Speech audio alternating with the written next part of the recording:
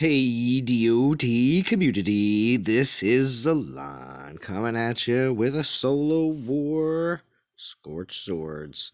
So now, this is a kind of a relic event, but now with a Titan involved. So it's more of a solo event, like we've seen in the past, where there's just one Titan and a small number of relics.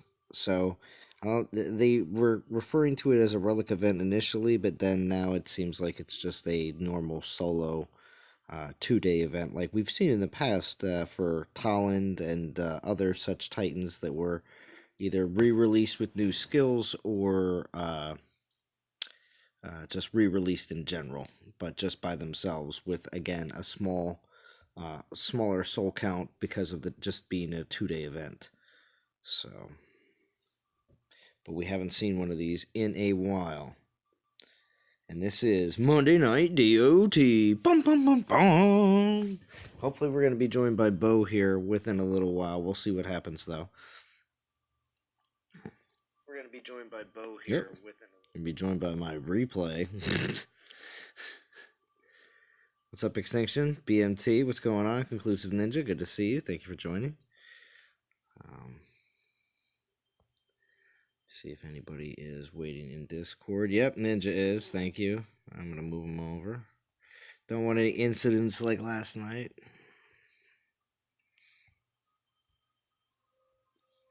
Oh, yeah. What's up? What's I was up, debating Ninja? about whether or not I want to give you a hard time and yell at you to drag me down. Yeah, no, it's okay. Yeah, but no, I want to make sure that we keep the group tight tonight and only allow who we want into the room. So, yes, and to why you would make that observation. Yeah, I know, and to know exactly what I am talking about, make sure you check out the live stream from yesterday. And well, that's all we're gonna say. Live stream yesterday. I know. I'm saying this for the good of the DOT community that haven't checked it out. So, oh, yes. Yeah, that was a fun live stream, though. Mm-hmm. So, all right. So, Mayo Man, let me use my portal stones. Then I'll be back. Okay. Basically, if you grab that free gift, you are instantly getting your portal stones added. So it is one thing when you want to go about collecting it, if you're not planning on grinding right away and your portal stones are regenerating. Yep. And it's also literally a free 1,824 souls if you're using a 1.3 boost. It was pretty freaking lit to automatically, instantly get 3 extra tokens for whatever the next event is. Yeah, I agree. So, when it comes down to, because I know some people would have preferred to just have gotten event tokens and not have to actually, use them in this event. Or, yes, you can save them for another time they use these Source of Light relics, but there's no guarantee how soon that's going to be. And or the elusive once every 3 to possibly 4 months that we have to wait in between this is an event we can use any relic. So there is that as well. But for the most part, most people are probably going to use them in this event. Grab some tokens, which is not a bad idea at all. And save them up for either, if you really want to go for Drakor this week, or possibly save them up for not Conquest, but because Conquest is going to be a new Titan, but we still don't know anything more yet. We'll figure that out. Probably a little bit more information on Wednesday's live stream from the devs, so we'll see. Now, I do know a lot of people out there, like actually my buddy who is playing, that I always go back and forth with about what's going on in the game and just finding out how everything's going for him, because I've kind of like documented his rise in the game over this past year that he's been playing. And he said he's going to go for 6K, and he's going to use the event relics that he was given as the free gift for the incident over this last weekend's event. I did the air quotes there. And the Flaming Rune at 6K is especially for players that have not had the opportunity to grab this yet. It is an incredibly good event relic, just for the fact that it gives you 3 gain fireball spells. So, again, this is for plenty of newer players that may have never had the opportunity to grab this relic. This is definitely something to look forward. And if you can, over these 2 days, it's like basically like 2 nights for some people, but, especially if you're in a bad time zone, it might not work out for you with the way the timing works, or you have work. But yes, Flaming Rune, it's not bad. And not a bad goal at 6K, because you will get some other relics, event relic tokens, unless you're using them to get there. But if you can just do a straight grind with a 1.3 boost, and also use maybe the event relics that you were given, then you're obviously going to give yourself a nice little boost. What's up, Ninja? Do you know for sure if the boost for the Minotaur's ring works for this event? It doesn't, because I tried it. Okay, bummer. That'd have been a nice faster boost. Right, I would have thought it would have been like a 1.5, but unfortunately to say, I've already attempted to use it and it did not do anything. Here, I'll even show you right here on the screen.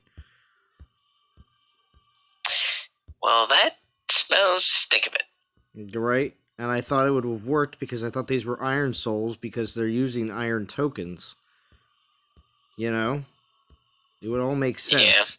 Yeah. It would all make sense.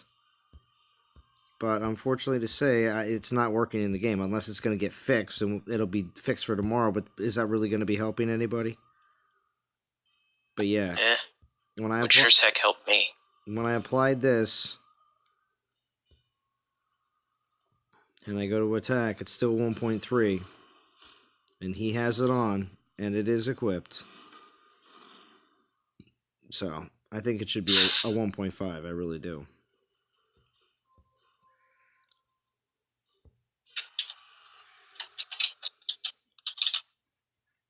Daniel-san, how are we doing? Tag her. Thank you for joining.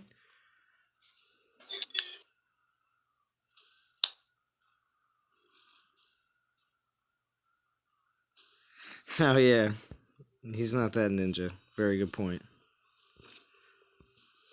Ninja from Fortnite. It'd be insane. Yeah, that would be pretty nuts. Right? Ninja joins struggling YouTuber and live stream. Right?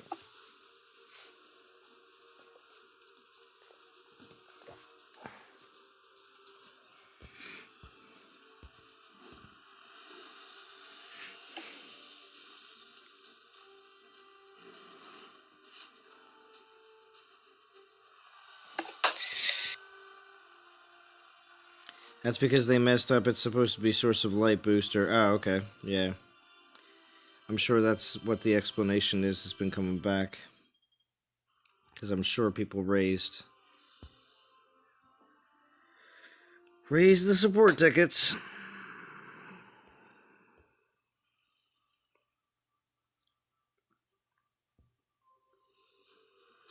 Oh, okay, yeah. And I am going to use the event relics. I was waiting until my live stream to use them. I've been just grinding with 13 this whole time. So, we'll start. Nice. How far you made it with the 13 grind? Not that long. I mean, of course, it was only since I got out of work. But I've been working down those. I had 80 portal stones, so I'm at 156.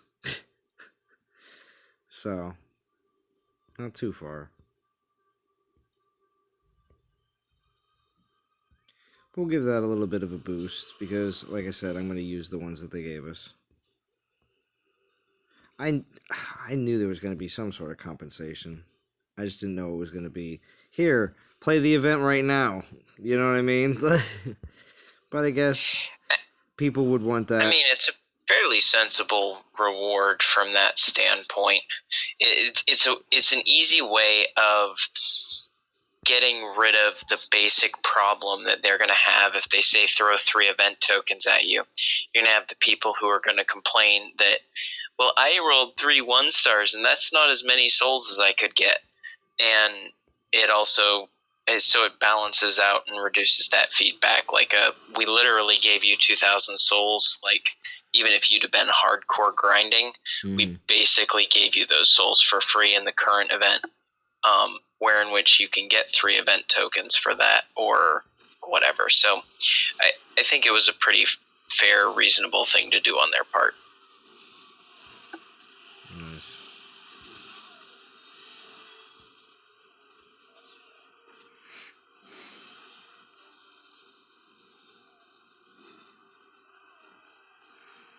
We got 18 watching here on this wonderful Monday night DOT action.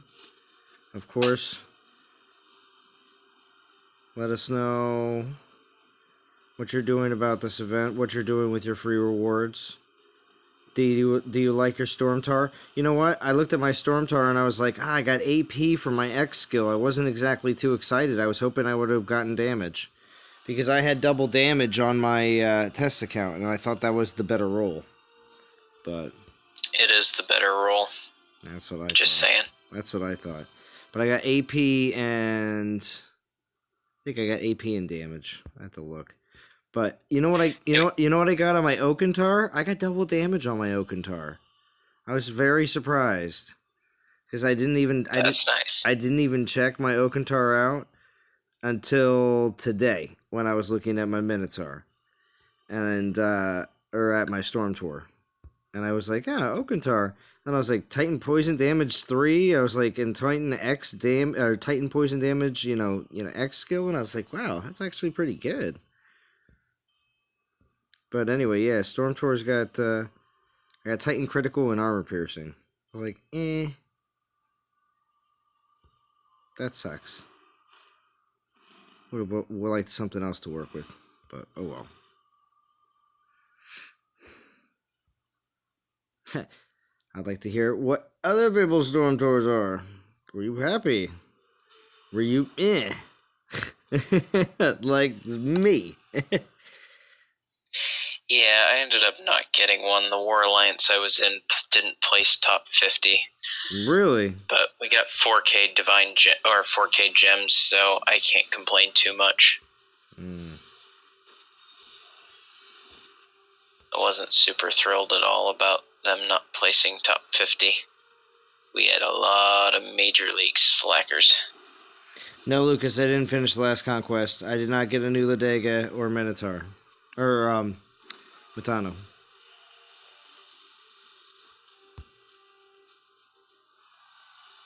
I think I got to 7. I didn't finish 8.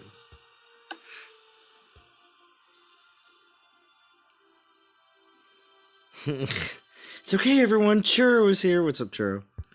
Thank you for joining.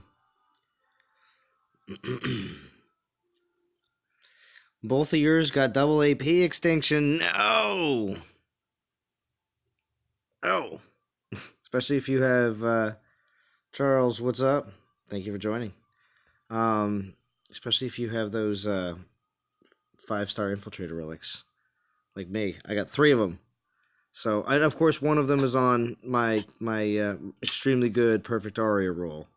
But otherwise, my other 2, I was thinking about putting one, since that Oakentar's got double damage, I was thinking about throwing one of them on there. Just to give him the that 250 AP.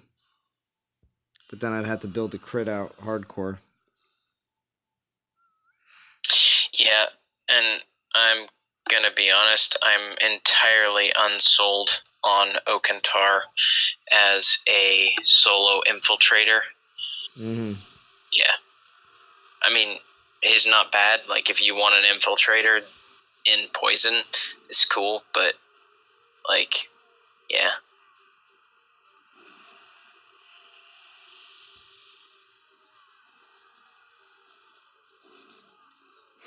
Right, BMT? Okay, you can start now. Zalon Churros here.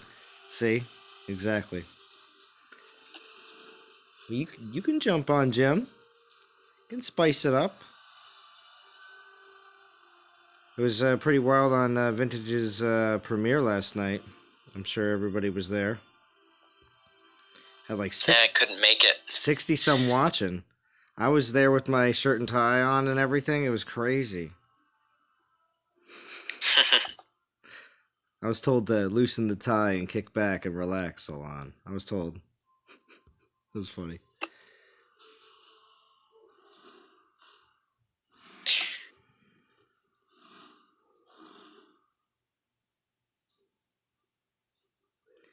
Let's see. What is this? Okay, I just want to know why Minotaur or any other tour, even other Titans, have same health percentage. Those Titans last longer in battle. Why?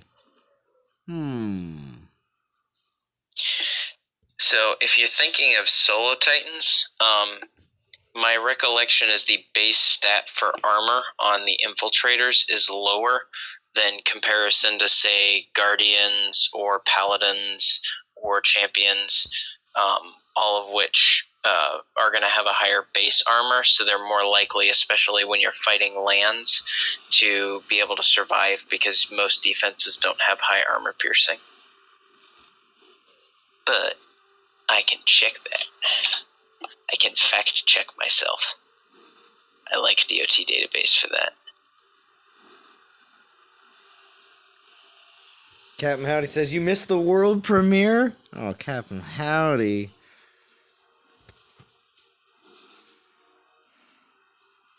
Yep, that'd be your difference.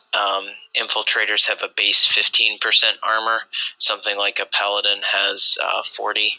And so that in and of itself is enough to significantly change how much damage you're taking.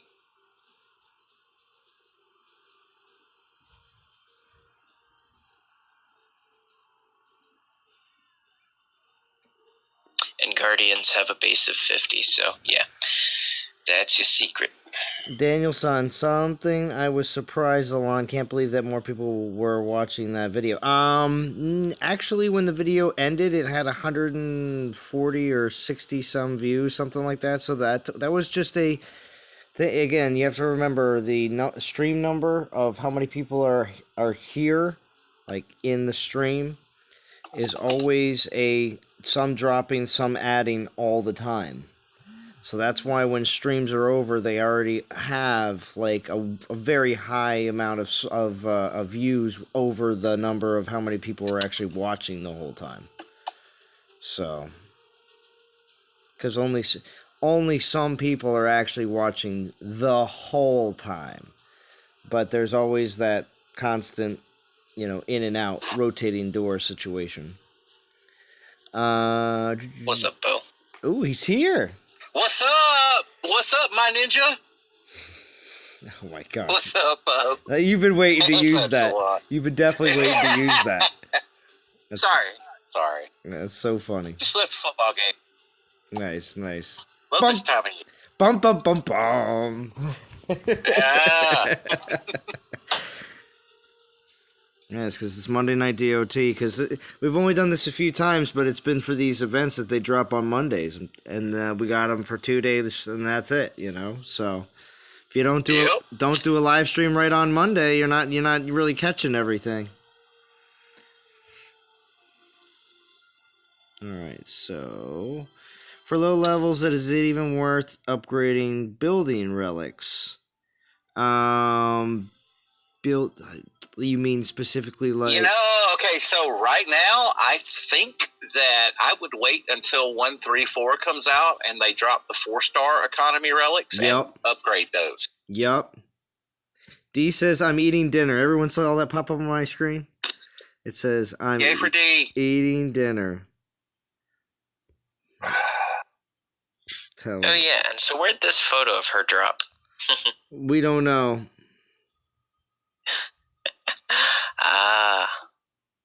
The great illusion. It's in the cloud. Nobody understands the cloud. Dude, speak for yourself. Hey, I didn't write that.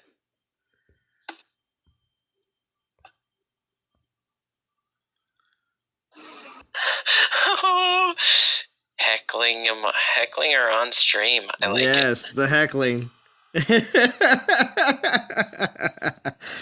Oh, that's funny. Ice, what's up, Z? I'm so glad Minnow is the boost titan. I finally get to use his soul boost relic. No, you don't. Oh, wait, it's still worthless. Yeah, that's right, see? And doesn't even work on this event. Yes. Yes, Ice, right? Right? Oh. It's so sad. It's so sad because I'd really like... that was a little bit of a bait and switch, wasn't it? Yeah, very much so. Ice, you can come. Feel free to come on Discord and tell us how you really feel. You feel free to come on Discord and tell us how you really feel, Ice. Yeah, Ice. Corey says, "Hi Zalon, here's a sandwich for you." Oh, yes. Actually, there may be depending on how long this live stream goes, there may be a sandwich break. There you go. Brought to you by Ice. You know what I mean? A sandwich break. And what'll happen is he'll just take over. Ice, tell us how you feel about that, and then go make a sandwich. Yeah, and then I'm going to go make a sandwich and come back, yeah. Oh, yes. Your Minotaur has double AP? I missed the first part. Oh, my gosh. But how far are you going, Salon? I actually haven't. I'm just going to use my event relics, the ones that they gave us, the 3, the 2, and the 1, and then I'm just going to continue to grind with 13 with Minotaur, and that's pretty much my goal. That's what I'm going to do. You're not trying to go all the way? Probably not. Now D's asking questions. I don't know. I don't know if we can answer them. Well, I need that orb, so I decided I needed to get that done, so... Oh, the war. Start, actually, you know what? That's a good goal too. Actually, because the Orb of War, Orb of War is pretty. I don't want to say it's not available off and on, but I feel like it's one of the least offered orbs. The only orb that is offered less frequently is the physical one.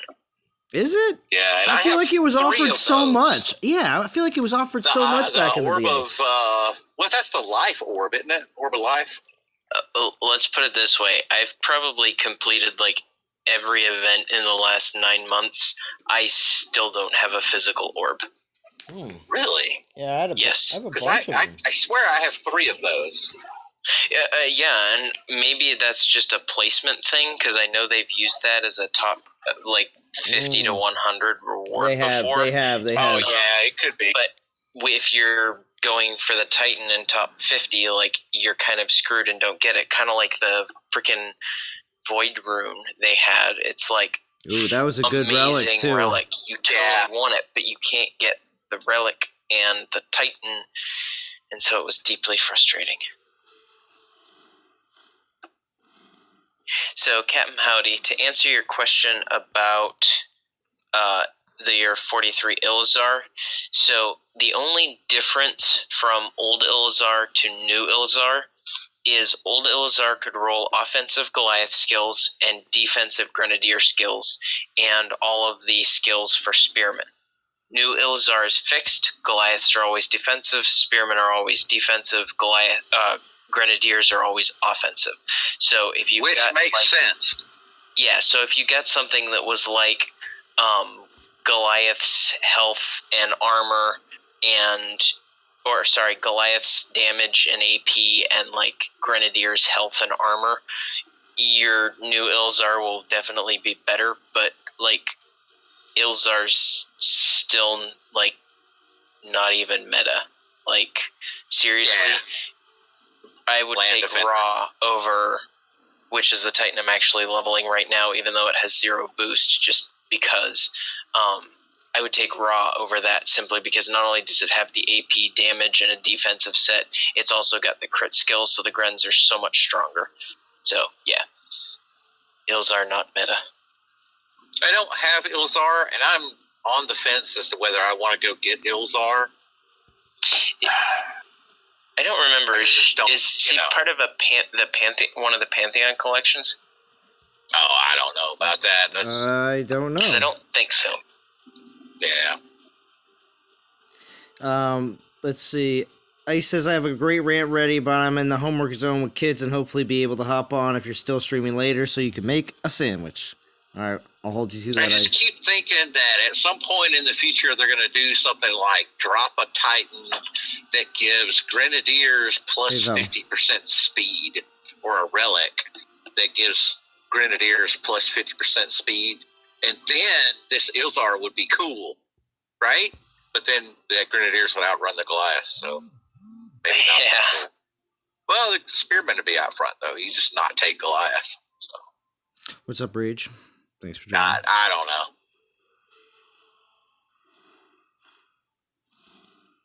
don't know. Let's see. Captain Howdy says Orb of War is great. I have 3 of them. You don't have the Flaming Rune either, and like Ron Gamer said, that's good for ping pong because you get the fireballs. Yep. Yeah, I mean, if you're not doing AFK ping pong, that relic is second to none. Because you can swipe out the ranged real quick while your Titan and troops destroy everything else. Or summon troops, whatever you're doing.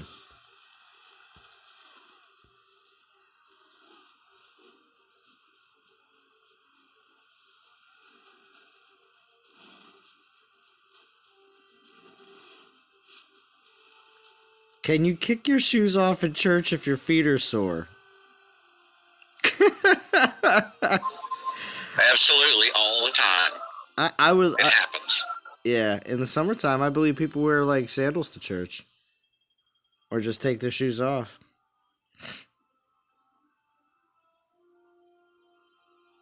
Nice, Rage, you're working. Too many battles today, Extinction? Daniel says I'm driving. Let's see if this time you can read it. My cooldown is X health, X armor, but it dies faster than my Minotaur. Why?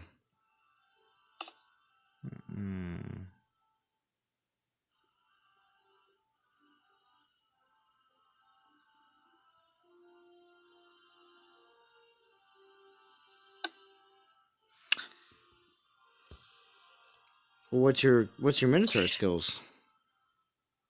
Yeah, I have no idea, Daniel, why that would be the case and the situation. Part of that could be how the AI targeting is set up and what you're doing with summons. There's just a lot of variables to answer that, and it could also be what you're bringing them in against.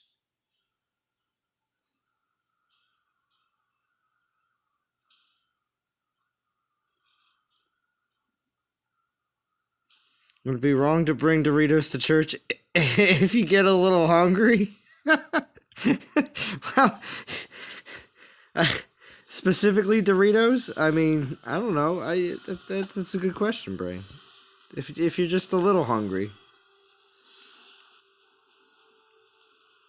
Joseph wants to know, are players actually losing interest, or is it DOT marketing that sucks now? All January 2019, it was over my social media, and now I see nothing. Explain. That's a very good point. I never saw anything in 2019. I mean, you saw more than I did, apparently, Joseph.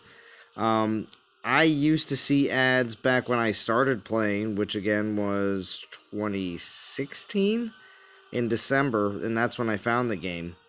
Because it was just released globally, and that's why they were advertising that month.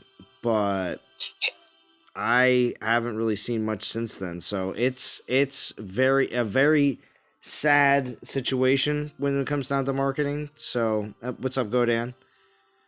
And others will tell you there is a nerd waiting in the... Is there? All right, hold on. I think we should keep the nerds out of the room. Nerds. Alright, I got it. What's up, Vintage? Hey guys. What's going on? Want to pop in quick? Okay, go ahead. Oh, is this going to be your, so you don't have to make a video on your own? No, I didn't want to make a video for this little shorty. I think it's do you want to go get that trinket ring thing or not? Is that what you think? That's it? Oh, well, I mean, that's the motivation. Otherwise, maybe grind to get the orb. Well, yeah, that's Bo's going right in for the orb, and my buddy that's been only playing for just about a year is actually excited about the 6K Flaming Rune because he doesn't have that, and that's a great relic for events. So, kind of... Fireballs. Yeah, right? So, I mean, trying to find the bright side here and finding some of the, there are some goals that you can set for yourself that aren't ridiculous. Oh, yeah. Especially with this fact. Plus, you get like 1,800 quarter of the event for free with the relics they gave you. Exactly. So, if you want to set your goals to something like maybe even 3 relic tokens for another event or something like that, it's definitely feasible. So. Oh yeah, I mean, there's definitely some things to do. The Titans somewhat of a don't care. Mm-hmm. Oh, and there's Fury. And Godan's asking the audience if anyone's doing the event. Yeah, no. Like, I'm not sold on it. The new relic, like, if you're gonna grind your brains out for the Dracor event, it might be worth it, but it's for 13,000 souls, it's just not. It's up there. Plus, it's gonna probably show up like in another event you're going to do at some point in the future. Yeah, like, Ilzar is not, like, if they'd have given it Grenadier crit or something like that, I could actually see that, but it's an outdated Titan, and making the skills fixed didn't fix that problem, and so it's just a more consistent outdated Titan now. Yeah. Well, I got a question, and maybe Bo or Zalan know the answer to this. Okay. Is the day it says Ilzar's a 1.5 boost for Dracor. So if you get the ring and you take that times 1.2, do you get 1.8 Ilzar in the Dracor event? So it'll do 20%. It'll do a plus 20%, right? Yeah. Sometimes it does round up. 0.5 times 1.2 is 1.8. Right. Right. It'll either be 1.7 or 1.8. One of those two. I mean, I'm not exactly sure if they based that 20% off the base souls or if they based it off of the Titans boosted souls, but I think it's the Titans boosted souls. Yes, but it is. The relics don't count. Right. Relic boosts don't apply. So it could be 1.8, which actually is, I believe 1.8 would be the highest boost we've ever seen. That we've ever had. Yes. Since Materus or Matasaurus. Which scares me that Dracor is going to be at 30K. Really? You think Dracor is going to be at 30K? If that's the case and it's an alliance event, which it's, most likely the case because this is a solo that we're doing right now. Yeah. We'd see people doing nothing. It would be such a low cut. It would be boycott city. I know, but you're going to hear the slaps of hands on faces around the world. But I'm scratching my head going, okay, this is the DOT guys we're talking about. Why would they tell us 1.5 boost instead of just the highest boost like they normally do, and then throw a trinket in there, which we know is going to be 1.8? It's got to be scared that Dracor's going to be some kind of ridiculous number for what he's going to be. Yeah, I understand the reaction. You're expecting the kick in the nuts. Maybe in some future event where you're just never, ever going to get to use this fire trinket. I've gotten to where I don't really, I don't think I've got 1 or 2 of them, and I don't think I've ever used either, honestly. I have used Nazul's Heirloom. I believe it was the more recent Kronos event. That thing was a lifesaver. They're great for grinders, but oh yeah, if you're spending gems to pull tokens, it's not. Yeah. You get an extra 2 or 3 souls per battle. So yeah, I'm a grinder, and there are numerous events so that I will literally not even pull a single token to get a relic. So for me, those are an incredible value when I do have them. But like, unfortunately, would you run all the way to get this one just for that? Oh heck no!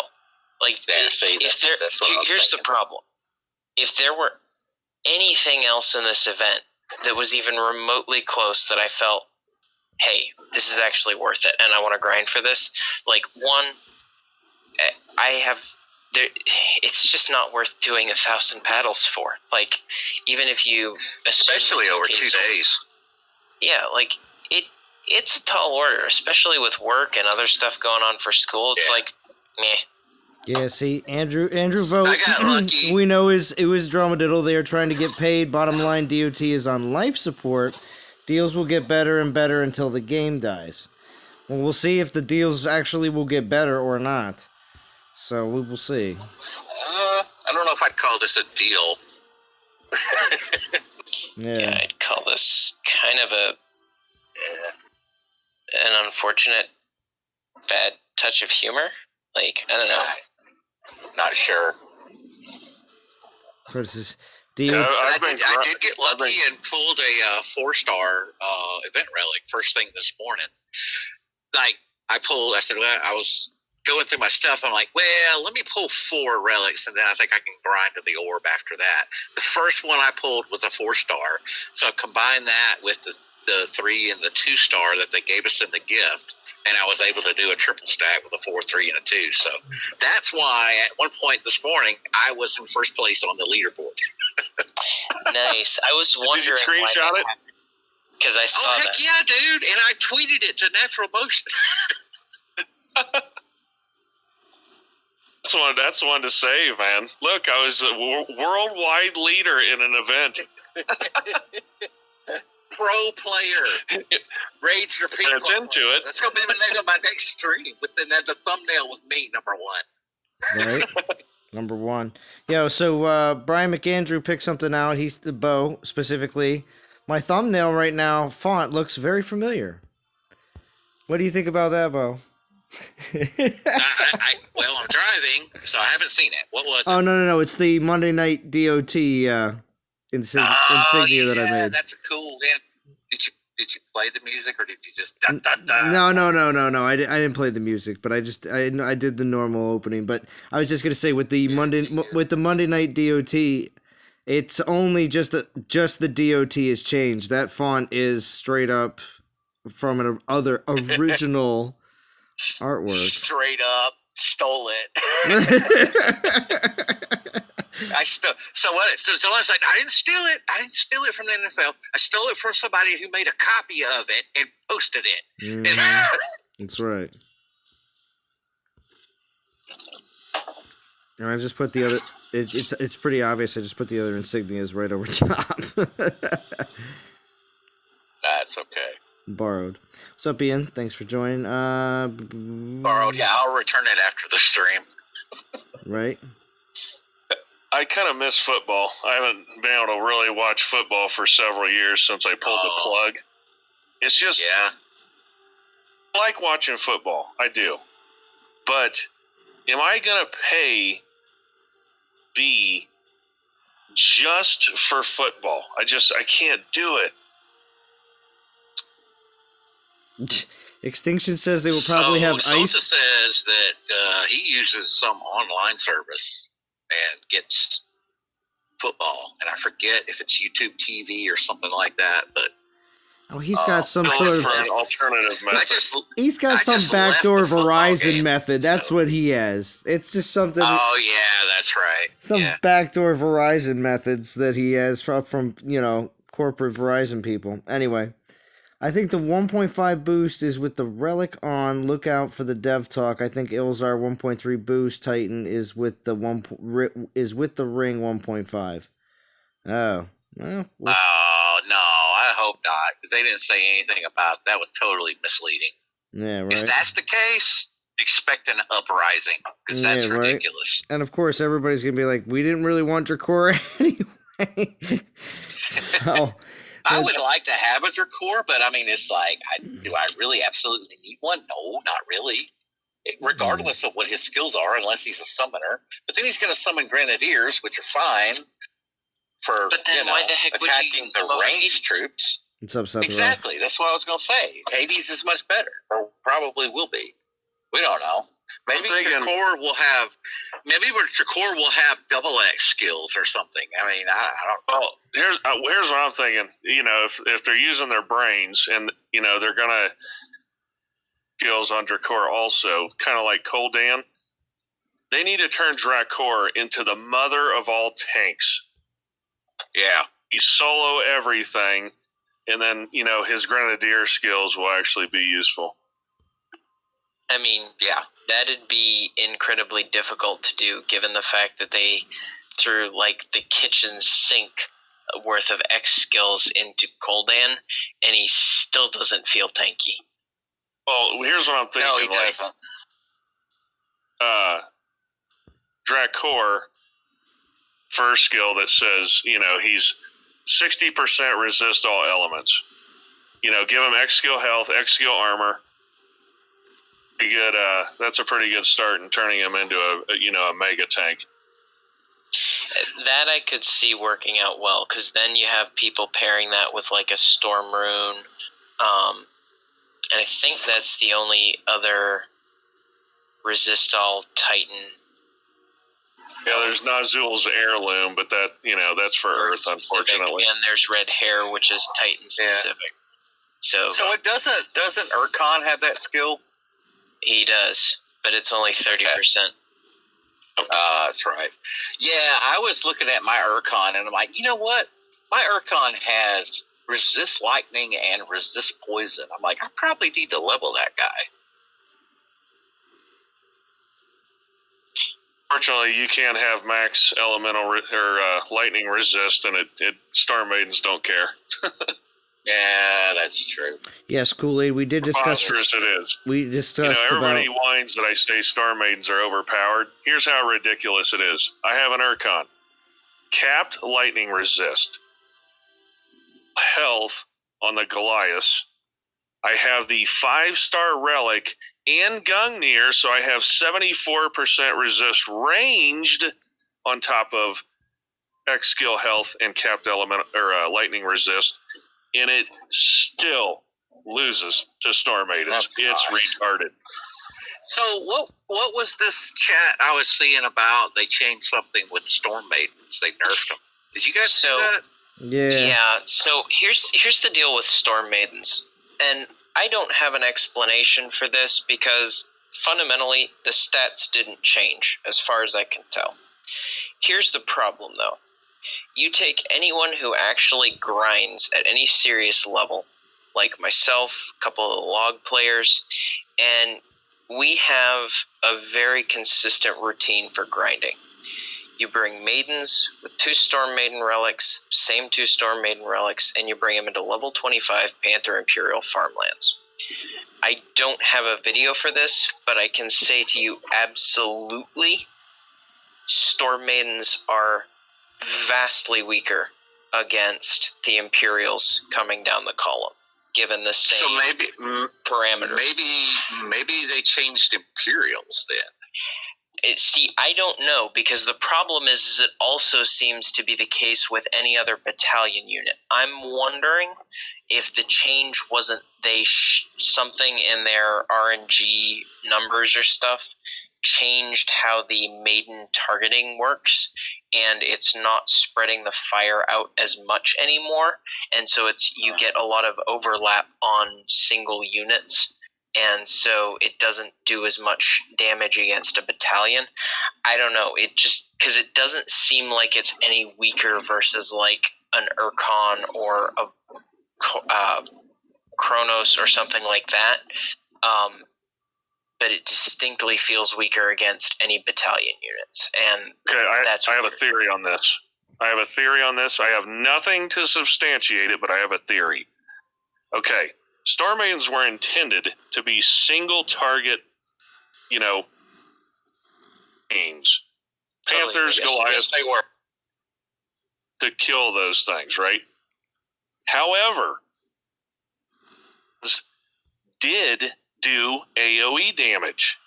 If you had a pack of, enemy Star Maidens or a pack of anything else, it would hit them all. You removed that and made them true single target. As in you have a battalion unit, but it's instead of doing that AoE damage, it's doing a teeny tiny little, it's hitting a very specific tiny little spot. It's targeting one of the 50 Imperials instead of just an area of Imperials. So that's my theory. I can't substantiate could that. Be.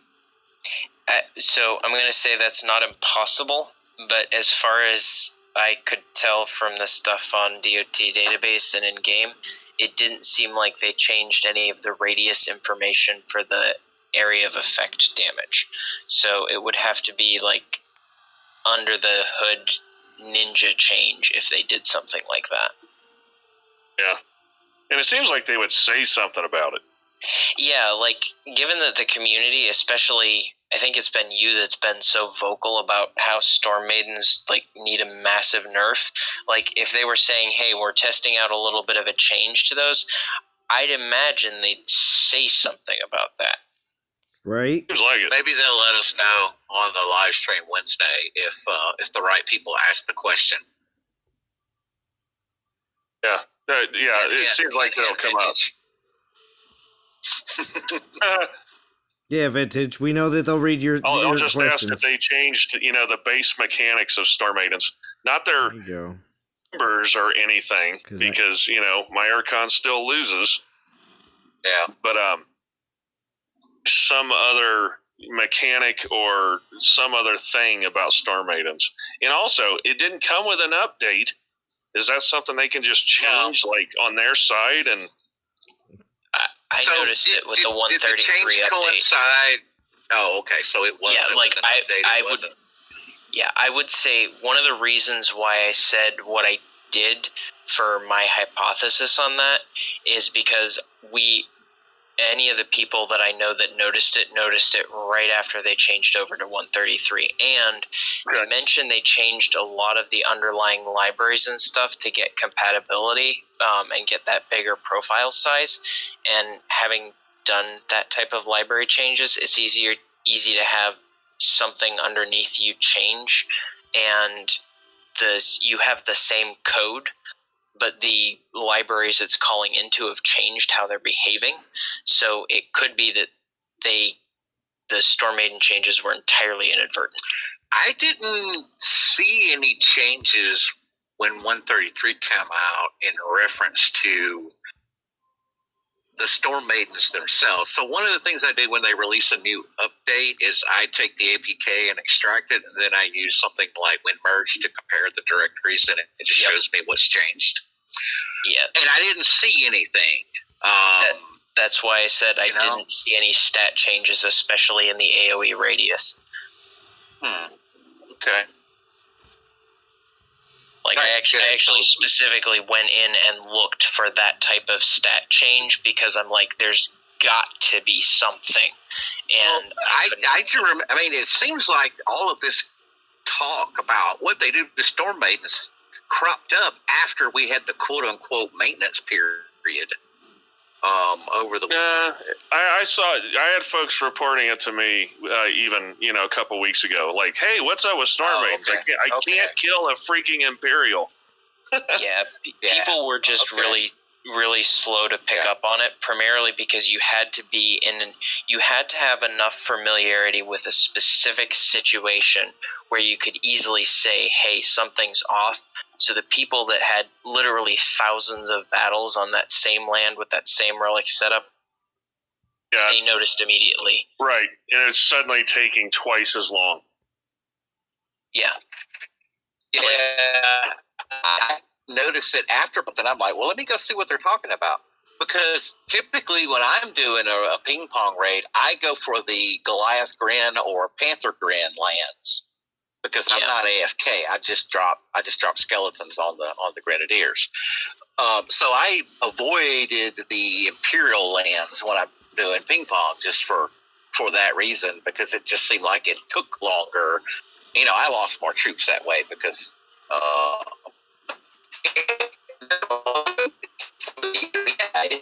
long time to kill with a storm bait. Is it just me, or is Bo going totally robot? He did. He did go. He's Robo-Bo. He did go to Robo-Bo. These are not the Boganoras you were looking for.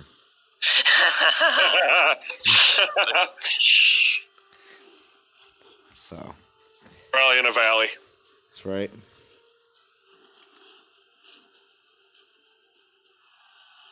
Tomorrow's going to be a potentially wild live stream. There's a lot of stuff to be asked. Well, it's going to be Wednesday, so it's still 2 days until that happens. Oh, what's today? Oh, it's Monday. Of course, your live stream Monday. Yeah. So that's it's okay. Yeah, it's only for this event type that drops on Mondays. But yeah, I mean, there's still going to be a non-toxic stream tomorrow and Bo's stream on Wednesday. So, and then after, of course, with the dev stream happening. So we'll see exactly how it all happens. Also, Zalon, I wanted to say thanks for building the hype for the premiere video thing I did. Oh yeah, most definitely. Appreciate that. I thought it was viewers. I thought it was very cool that, your premiere was late enough that I'd be able to do something beforehand, because I was like, since you're on the West Coast, I know you don't want to make it too late on the West Coast time frame, because then everybody on the East Coast will be asleep. So.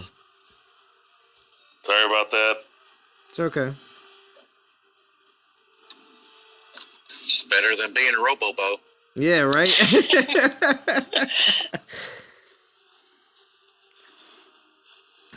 So Drum's saying he's pretty sure no devs are working on this game. It's a handful of project managers trying to maximize profit. They had to hire someone to fix relic storage. Interesting. I mean, it's not out of the question. Like, a lot of things are possible. Yeah.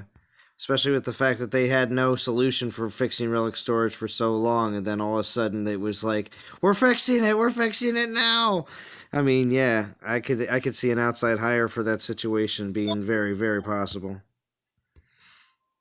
I think they had mentioned that it was on their workflow and that they were actively doing stuff to fix it, and that they kind of alluded to, we've moved in the direction of working to fix that even in the release or two before they actually implemented it. It's just they didn't do the final, hey, we actually did this. You can go on National Motion's website and look at what jobs they have available. Yeah, go check it out. I noticed that there was a coding job that got, evidently they either decided not to hire or it got filled because it's not there anymore. Yeah.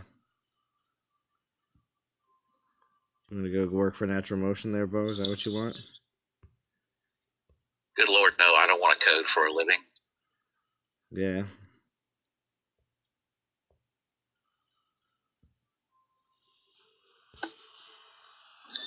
Yeah, still could use more relic storage, says Lex. Good point. Have Zalon do a battle with Storm Maidens against Ibs. See how it goes. There we go. Yeah. You think you hear the Bo sigh a lot now. You should hear me when I'm trying to write code. Oh.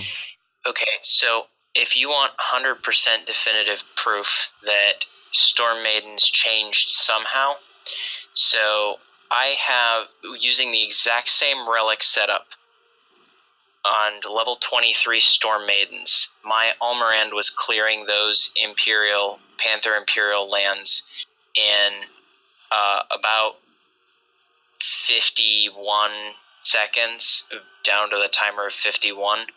It takes 3 seconds longer with the same relics and a level higher Storm Maiden to clear out the same thing. Like something's different.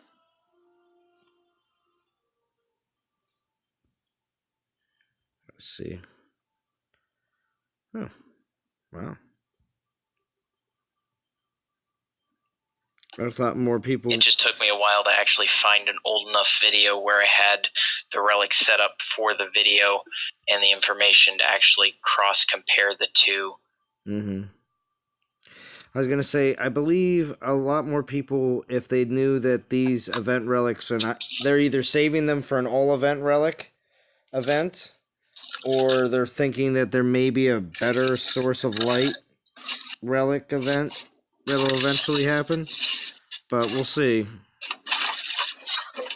Yeah, we just had a use any relic recently, so there's probably not another one of those for 6 or 7 weeks. Yeah, right. It's typically where we see. It seems like they do that once a quarter. Right. Yeah, I was saying 3 months. Once every 3 months. Seems like we always have to remind them that they can do that. Yeah, that is true too, as well.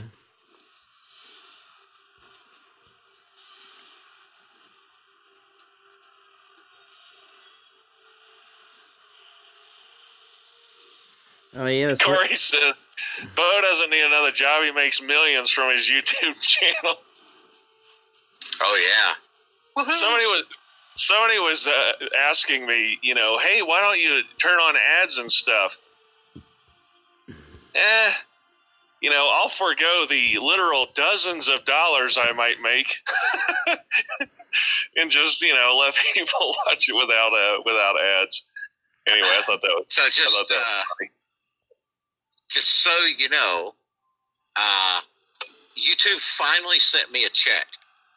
Yeah. It took this long to make $100 for them to actually send me a check. So you made $100 in 2 years? Yes. I'm rolling. I'm stacking paper. That's right. It's not a very high stack, but I'm stacking. Yeah, it's very much the rich get richer. If you already have 1 million viewers, you make like all the money. And if you like 1,000 people, you might make like $5 a month. Yeah. I don't know. I don't even know. It's not that much.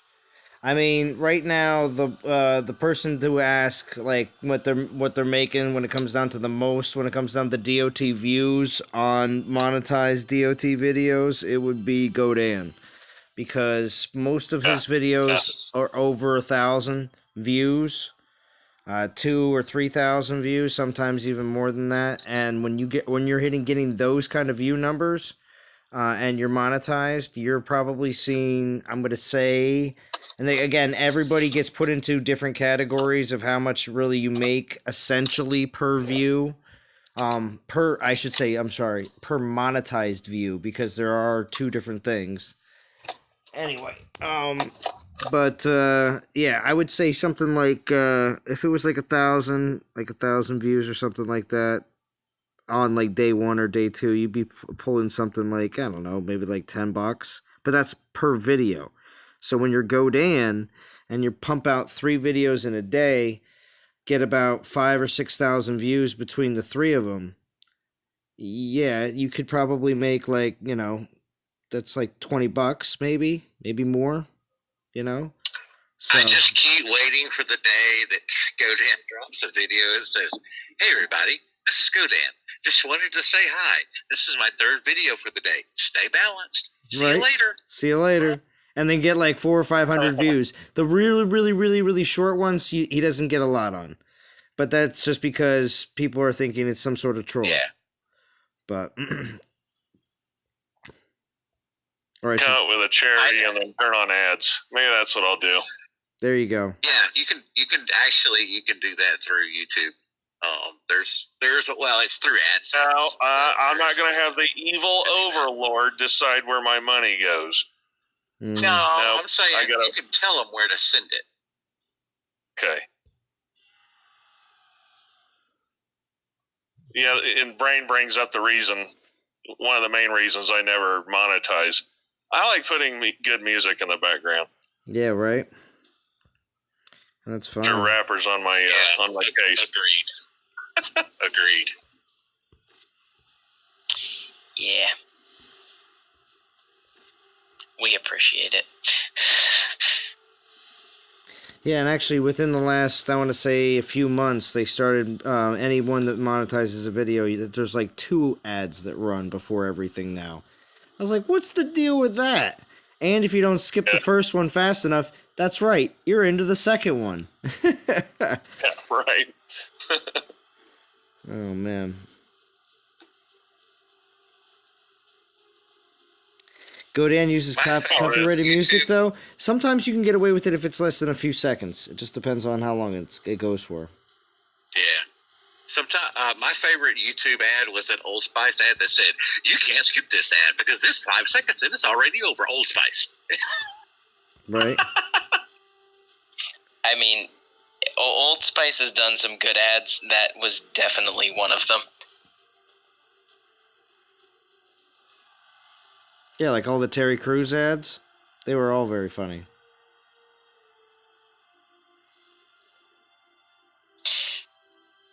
Yeah, that's right. Brain actually works for YouTube. That's why he's always in here in the chat, always trying to, get everybody pumped up and ask all sorts of random questions just to keep the chat flowing.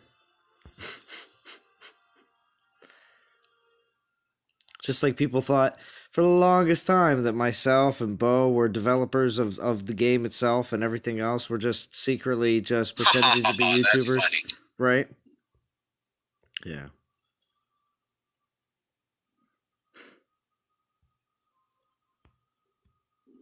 Yeah, they would know that we weren't if they had watched our early videos where we did a video every day for like 3 weeks going, "When's the poison event going to start?" Right? When's the poison event going to start? Yeah, because back in the day, DOT community events would be like, what was that? That was like we had to wait for 2 or possibly 3 weeks for a leaderboard event. Woo. Yeah. Woo. That is it was every other week for a long time. It was, oh my gosh. It was very... good old days. Yeah, right? A feature event was 12,000 souls. Oh. For that, and you got guaranteed 3-star relics. Right?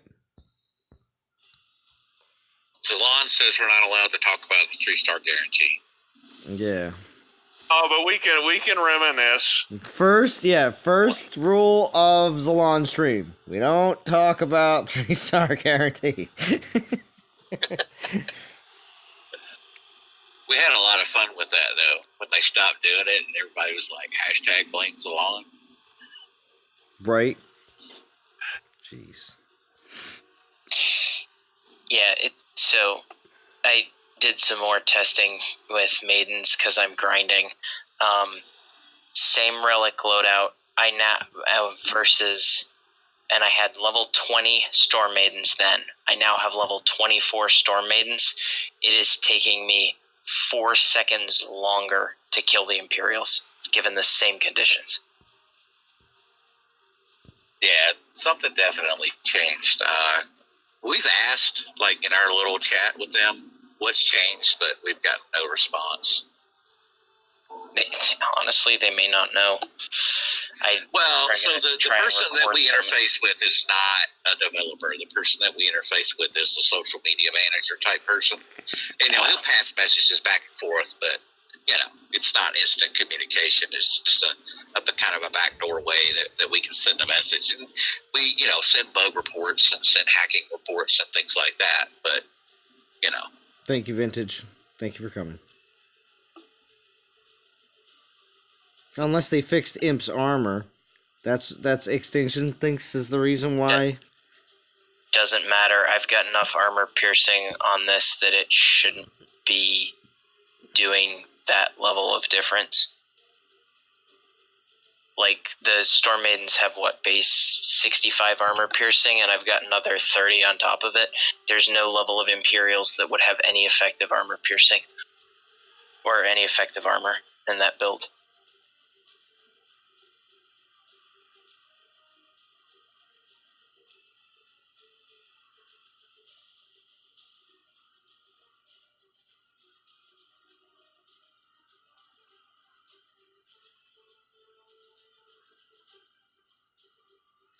They made the imps like spearmen.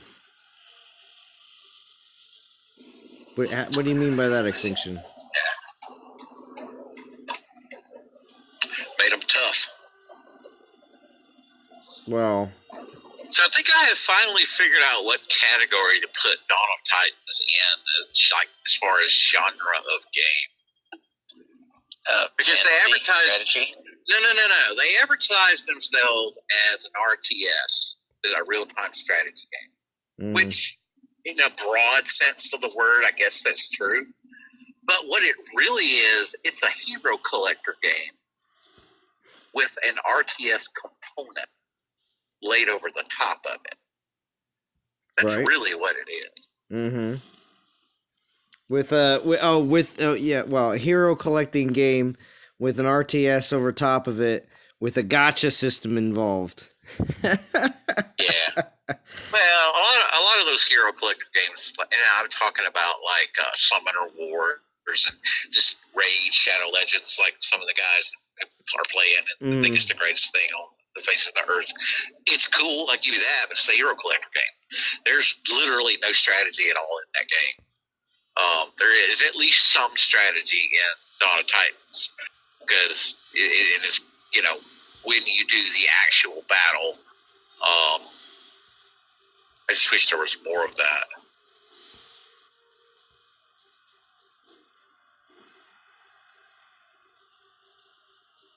Yeah, you have Jupiter.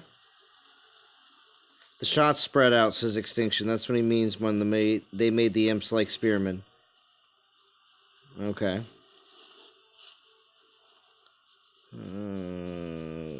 Corey's got a question for you, Bo. Can you read the chat or no?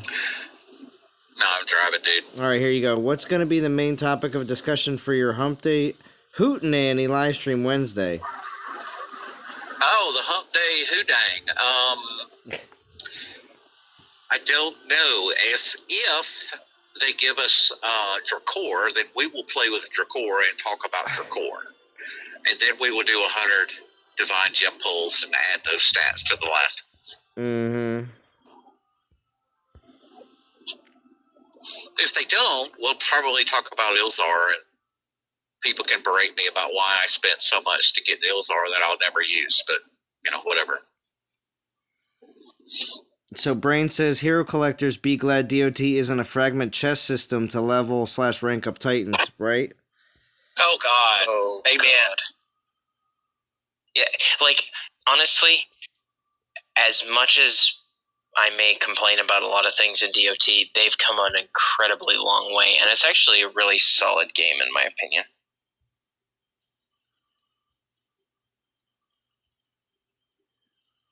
Okay, so time to do some more recordings here and actually get some video footage that I can Ninja, could it be that the area of effect was not working for Storm Maidens before, and now it is, and the damage is being spread out amongst the imps instead of taking down individual pieces one at a time?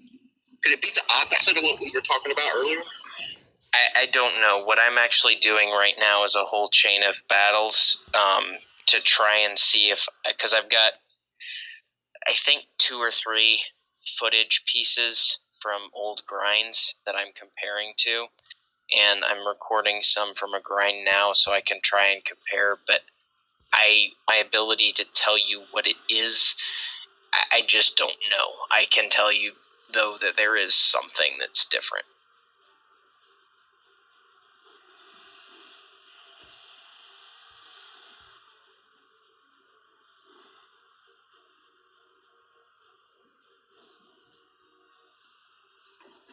Zalon, make sure you pop the link for the non-toxic plays in the chat, because that's where the raid stream's going to be tomorrow. Okay, here, yeah. Let me get that. Let's see. I should have subbed today.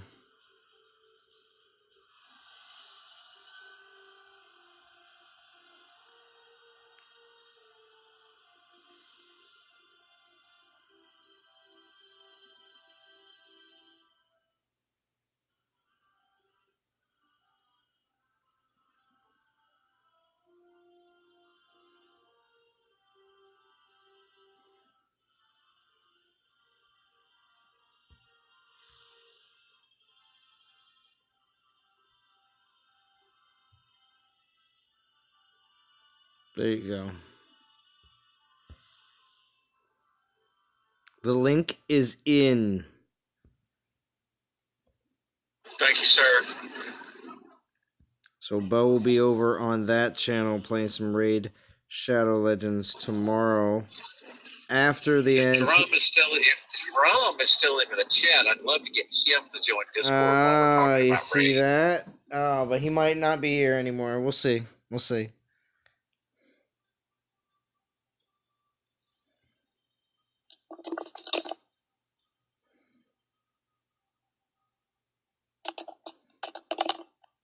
You're going to build your Minotaur with all defensive relics extinction? Okay.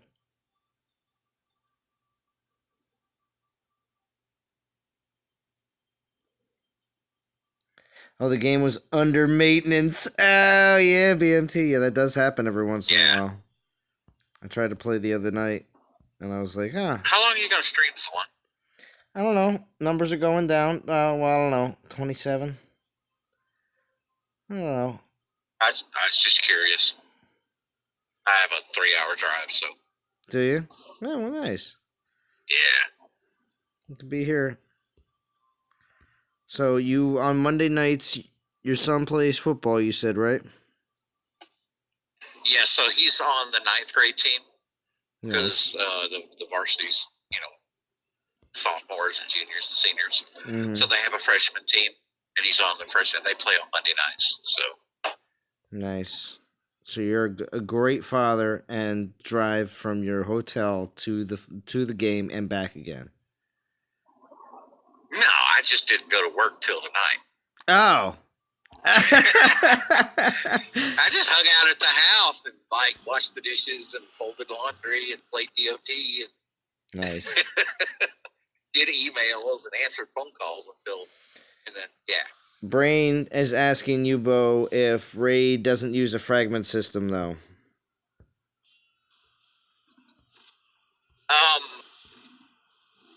Kinda.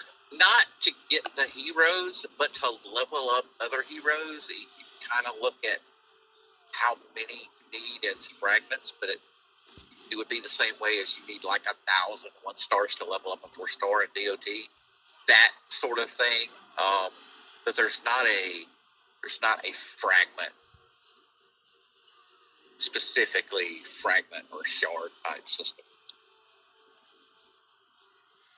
I do not like those. What's up, G. Radcliffe? I do not like those at all. And Shy. Thank you for joining. Been streaming for the Monday night DOT Monday special. Night Bum bum bum bum.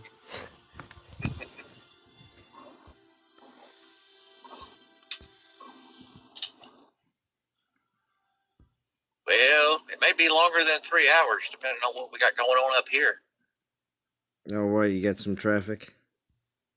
Yeah, there's all kinds of emergency lights and stuff. Jeez.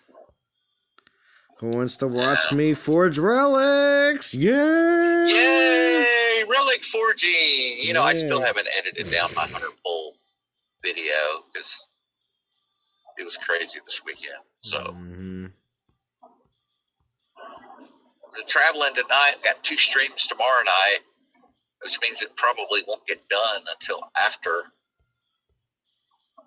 the Wednesday night stream. Jeez. Which, I'm not doing the video for anything other than just a record, right, of what you get on 100 pulls. And, but yeah, I went back and counted, and Vintage was right when he talked about it in his video. 23 pulls in a row, nothing without a 5-star to start off that 100-pull set. And then by the end of it, it was exactly 10 5-stars, so exactly 10%.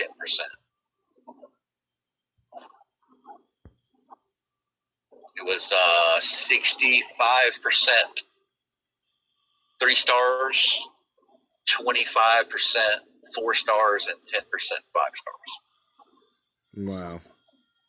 We will see if those hold, and unless I have a ridiculous 20% drop rate, tomorrow night or Wednesday night, then I'm gonna have to go with the Yugi and that the drop rate's actually 10%, not 15, like we were told Right. on the live stream. And that's something else. I got to go to the live stream and grab that clip where they said 15%.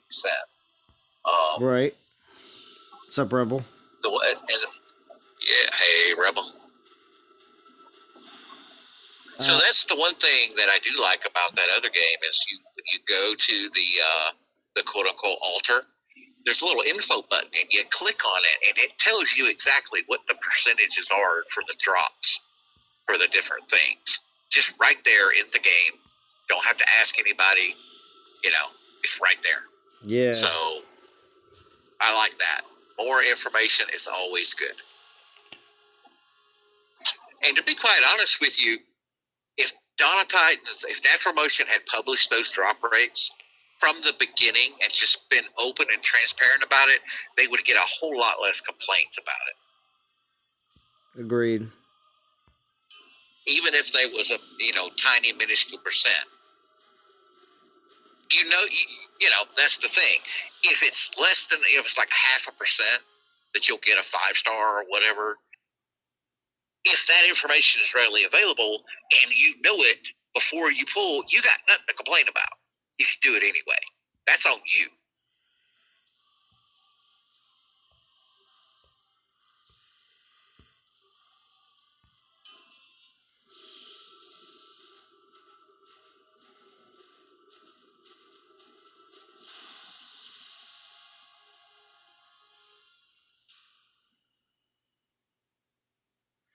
But everything on the live stream is subject to change. That's right. Oh, yeah.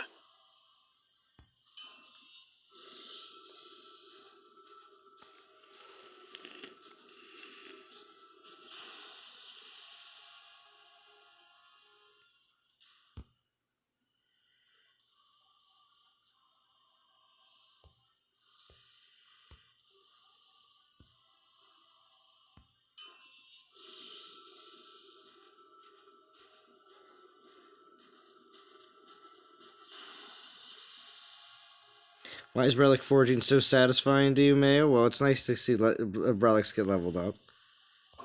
Now they're going to be more useful. It's much more satisfying than it was when it was a chance. Oh, yeah, it used to be a chance back in the day. Chance. And had durability. Chance to forge. Yeah. Oh, yeah, God. And the durability.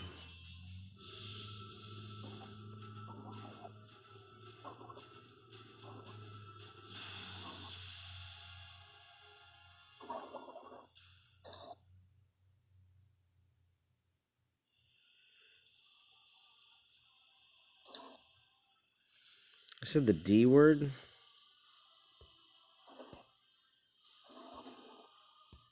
Drum. Drum? I don't know. I don't know. Devs.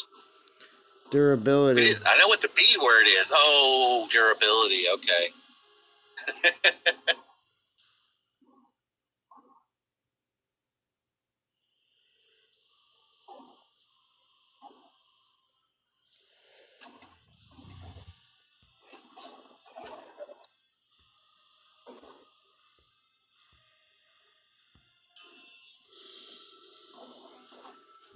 I'm going to forge up some more of these relics.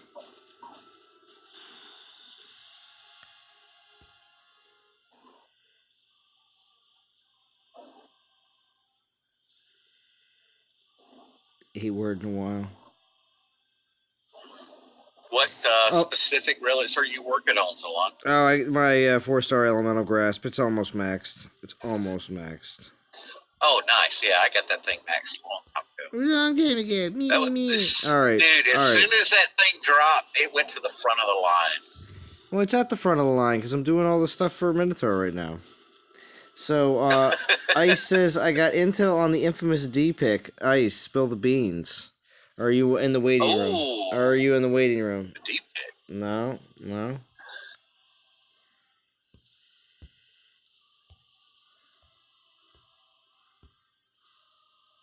You're getting ushered to the front.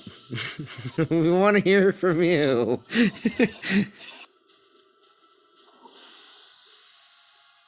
Oh, 5 minutes, and he'll hop on. You can tell a story while I make a sandwich. There you go. I gotta make a sandwich. I need to get a sandwich. I haven't had anything to eat since lunchtime.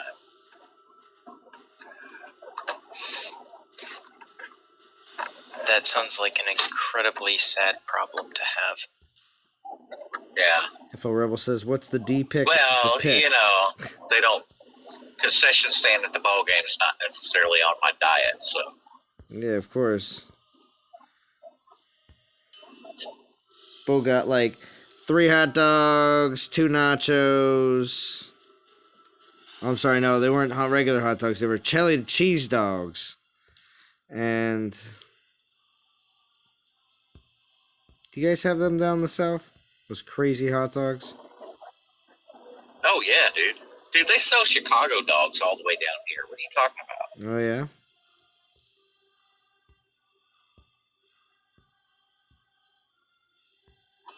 Yeah, junkyard dogs and slaw dogs and the whole 9 yards. The slaw dogs. Yeah.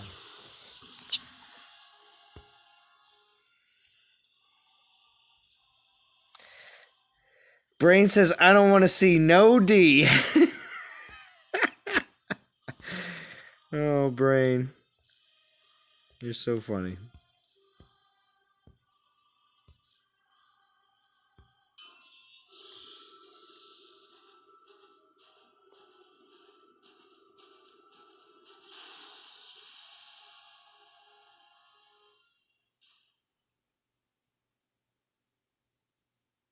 Do we think Ilzar will be the boost for Dracor event? Yeah, no, Ilzar is the boost for the Dracor event. Yeah, absolutely. Ilzar is the highest boost. It's supposed to be 1.5 boost. With a possible 1.8. Possible. Yeah, if you get the trinket, we think. We hope. We think. Fingers crossed. Yeah. Fingers crossed Dracor's not at like 27K or something. Dracor's at 30K. They're like, we want you to go for the same amount of souls for this as you did for Jatoon. Remember that? Oh my gosh. Oh yeah. There it is. So we were having a conversation the other day about which of the seasonal events have been the best, and I think the Halloween seasonal events have been the best by far. You know, over the Christmas events or the Chinese New Year events or the spring events. What do you think, Alon? About how good things are going, or what was the question? Yeah, just as a whole, which of the seasonal events as a group have been the best ones? Like, as a whole, are the Halloween events better than the Christmas events?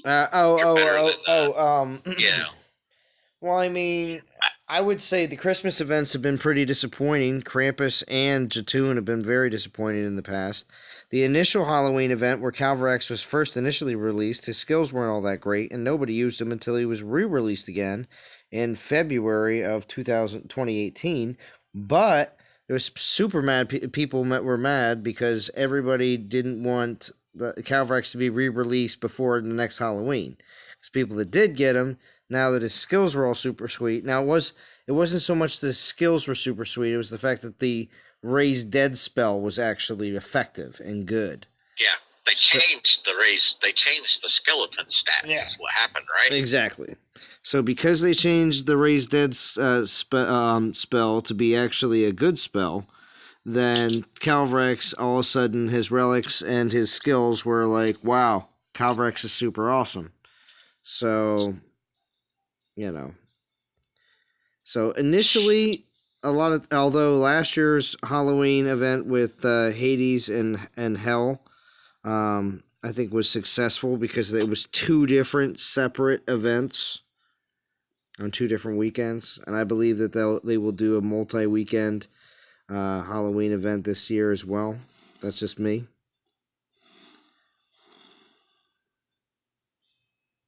Yeah, so I'm gonna generally agree and say that the Halloween events have consistently been a little bit more hit, because Calvarex, when he came out, was pretty strong. He just kind of well, it depends, but he seemed to have been pretty solid, and then his re-release was also, and the changes to skeletons really brought him back into the limelight.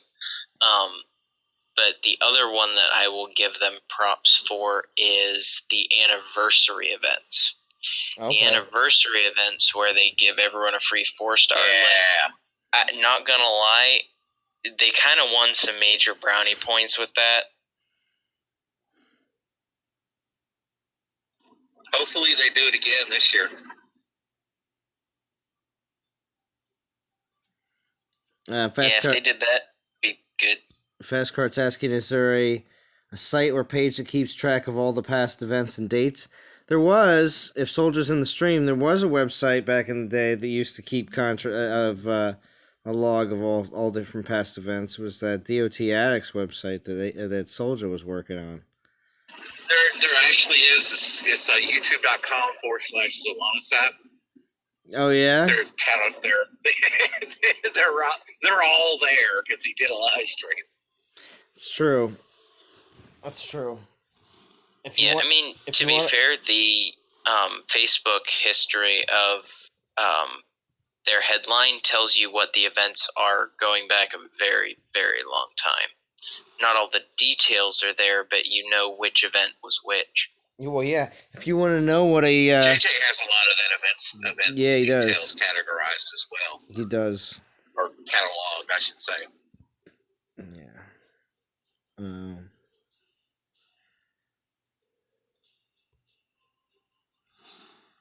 Yeah, let's go.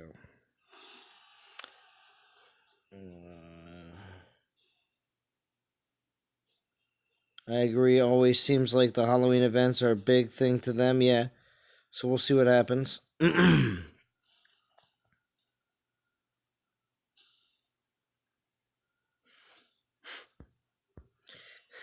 Brain, the DOT YouTube channel Fast Cart is probably the most extensive, though not practical. But it will the DOT YouTube channel. They do have every pretty much I should say pretty much every event, excluding some of these weekday events because they only do one live stream a week. So it's not like they can. But what I'm referring to is they typically show in the latter year or so in on YouTube, the devs have been actually showing the milestone rewards instead of just reading them off a piece of paper. So you can check that out. Oh, all right, I got you, Ice.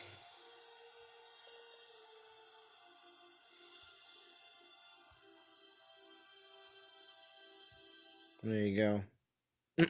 Welcome to the stream.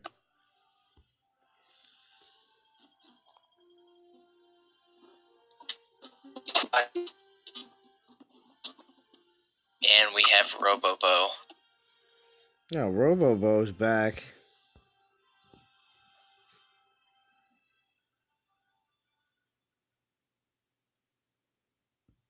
And Ice seems to be having issues with his microphone. Oh well. Can you hear us, Ice, or no?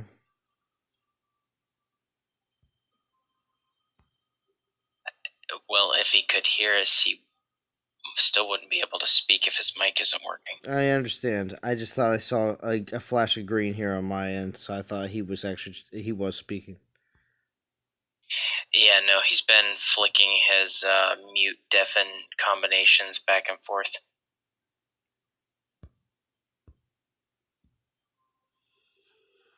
What's up, Michael Marlowe? That's right. He's back in the waiting room. All right.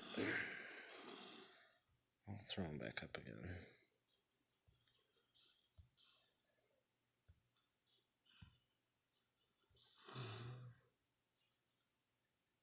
Hello? Hey, sorry about that. It kicked me out for some reason. Yeah, it does that every once in a while. Who do we got? We got Bo. We got Conclusive. Yeah. And the Z. Yes, sir. I'm digging this Monday night DOT way better than the Monday night football games going on right now. Mm. Your team losing? I'm over in the Northern California, so San Francisco 49ers is our team. So Tank for Tua. A sloppy win yesterday. Tank for Tua. Yeah, no joke. All right, let me pull up my messages here. All right, and I'm preparing to go make a sandwich. Sandwich time, Zalan. All right. So I text D today in the game chat. I said, when's the big pick reveal? She said, when I can figure out how to zoom out. I think I need to do it on a laptop. I went hiking yesterday. That's where it's from. But when I try to make my profile pic, it cuts out what I want to show everyone. I said, want to show? What are you trying to show? Edit it on your iPhone. It says, no, it won't zoom out. I wanted my whole body, but it cuts it off. It's from the back. You can't see my face. I said, can't see your face? Everybody's going to hate that. She said, what? Why would they hate that? It's more than they have right now. So D... Sounds like a developer. Sounds like she's a DOG developer. She totally is. She's trying to get like a big old butt shot, is what it sounds like. Oh my gosh. D is a piece of work. I hope that's not what she's talking about, because that in conjunction with it won't zoom out far enough is bad. It just all sounds bad. Let alone calling it the D pick is not very NTG. Just to top it off. Yeah. So there we go. It's hot off the press.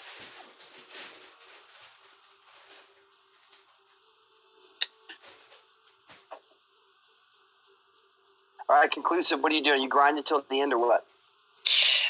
No, I'm literally just grinding because I'm on stream and chilling with you guys. Otherwise, I'd actually be doing productive stuff, and I'm kind of sort of bouncing between grinding and doing actually productive things.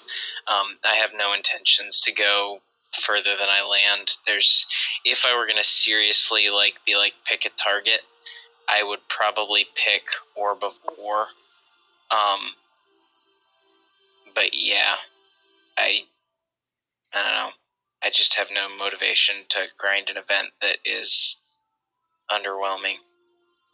You mean you're not targeting that Ilzar's heirloom, which all the other heirlooms have been so valuable? You tell me that's not number one on your list?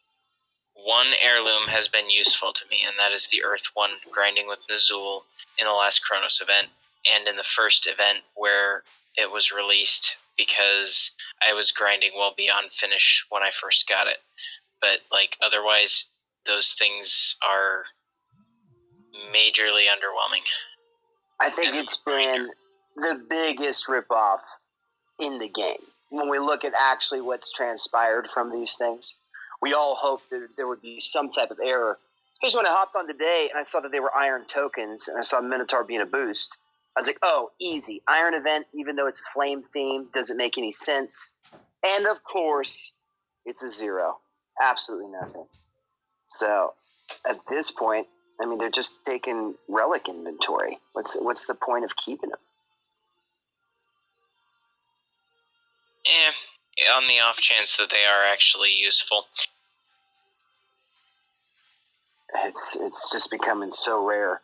So when I look at this conclusive, what do you think the devs' target is creating a fire event when Grens are so far out of the meta?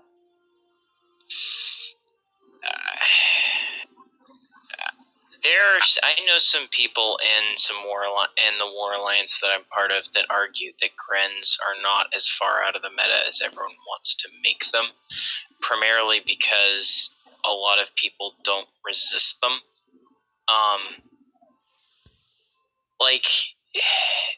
Grens can be good. They're just not good against the current garrison meta of Minotaur. They're still really solid versus lands and whatnot, like the ability to take in Hades with a couple of skeletons on your ring. They're still pretty solid. Beyond that, it's not... My impression is that most of the fire events are for newer players that still need a reasonable Titan. we'll see what they do with Drakor. Like, there was a proposal, I forget which of the YouTubers it was, threw out an idea to give spell resistance to Grenadiers on Kalkur, and that would be a really cool change. And if they did something really unique like that, I can see why that would be particularly useful. But I guess the really long-winded way of saying, I'm not sure what they're thinking, but I don't think they're as far out of the meta as it almost sounds that question assumes.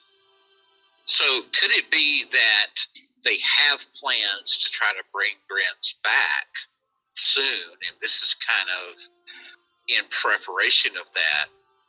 Or did they just throw a dart and it landed on fire because they haven't done a fire in a while? I think operative word is soon there, Bo. I think you've been watching too many live streams. I mean, so it could be that they have plans to change up Grenadiers to make them more useful, and this is kind of in preparation for that. But it also could be that we're giving them too much credit for thinking ahead.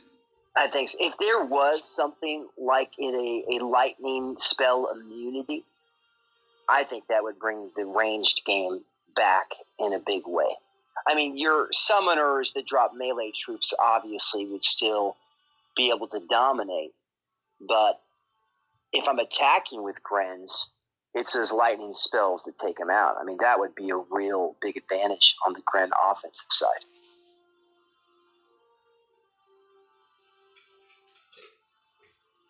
I mean, again, range really isn't meta right now. That's the problem.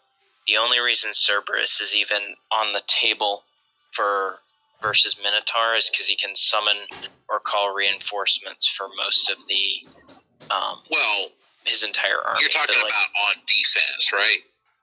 I'm talking about on defense or offense, like against garrisons.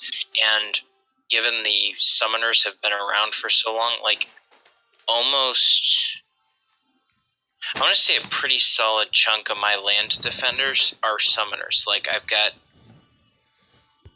I noticed. Probably half. So like you're in a position where range is not a viable proposition attacking. Range has never been a viable proposition for defending since summoners, really since Calvarax. So basically, like, you don't have any reason to do range. The one exception is Cerberus and the strategies you can use with him to summon his archers after all the Omegas are tied up and whatever. But, and I mean, the handful of more conventional defenses, like say Valorn or something like that, but you're still running into a major issue that lightning storms are going to totally wreck your they're going to wreck your range troops, and it's going to be very costly to do that. So it's not really sustainable from a war scene. Unless you're going up against Kronos with Storm Maidens. You can manage that. Oh, yeah, you can manage that. You still have to be careful to manage that, and it's difficult, and one mistake and you lose a lot of Storm Maidens. Yes, you do. Bo, what castle level is your main player account? Just about to go to 21. I got a couple more upgrades, and then I'm going to 21. Okay, so you and I are at the same level. Are you attacking quite a bit with your Kronos and Maidens?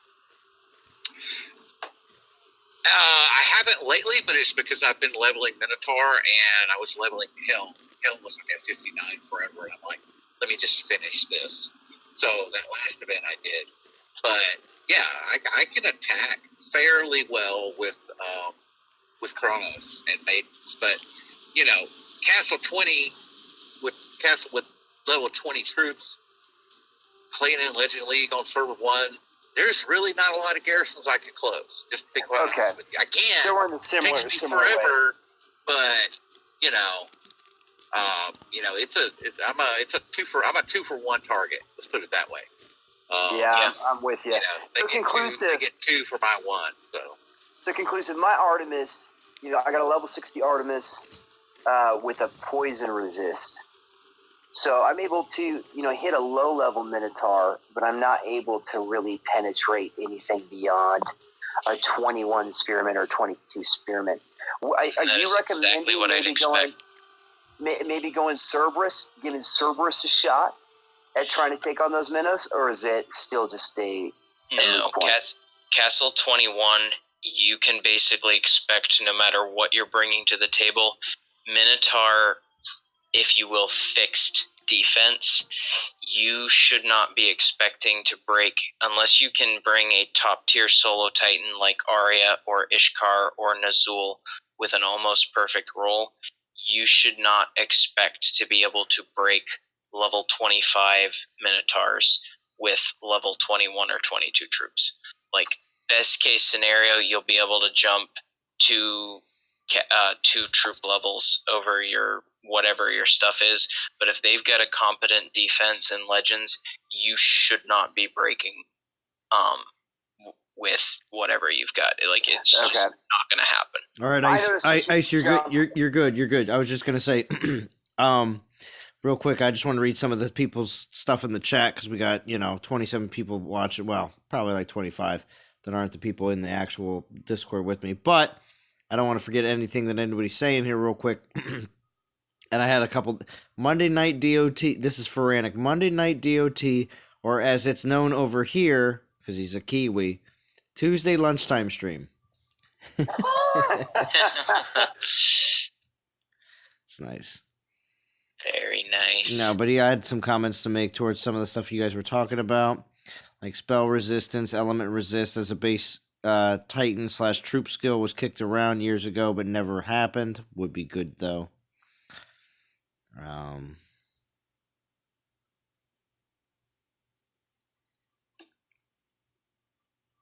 Extinction says I'm grinding rank 380. Very nice, Extinction.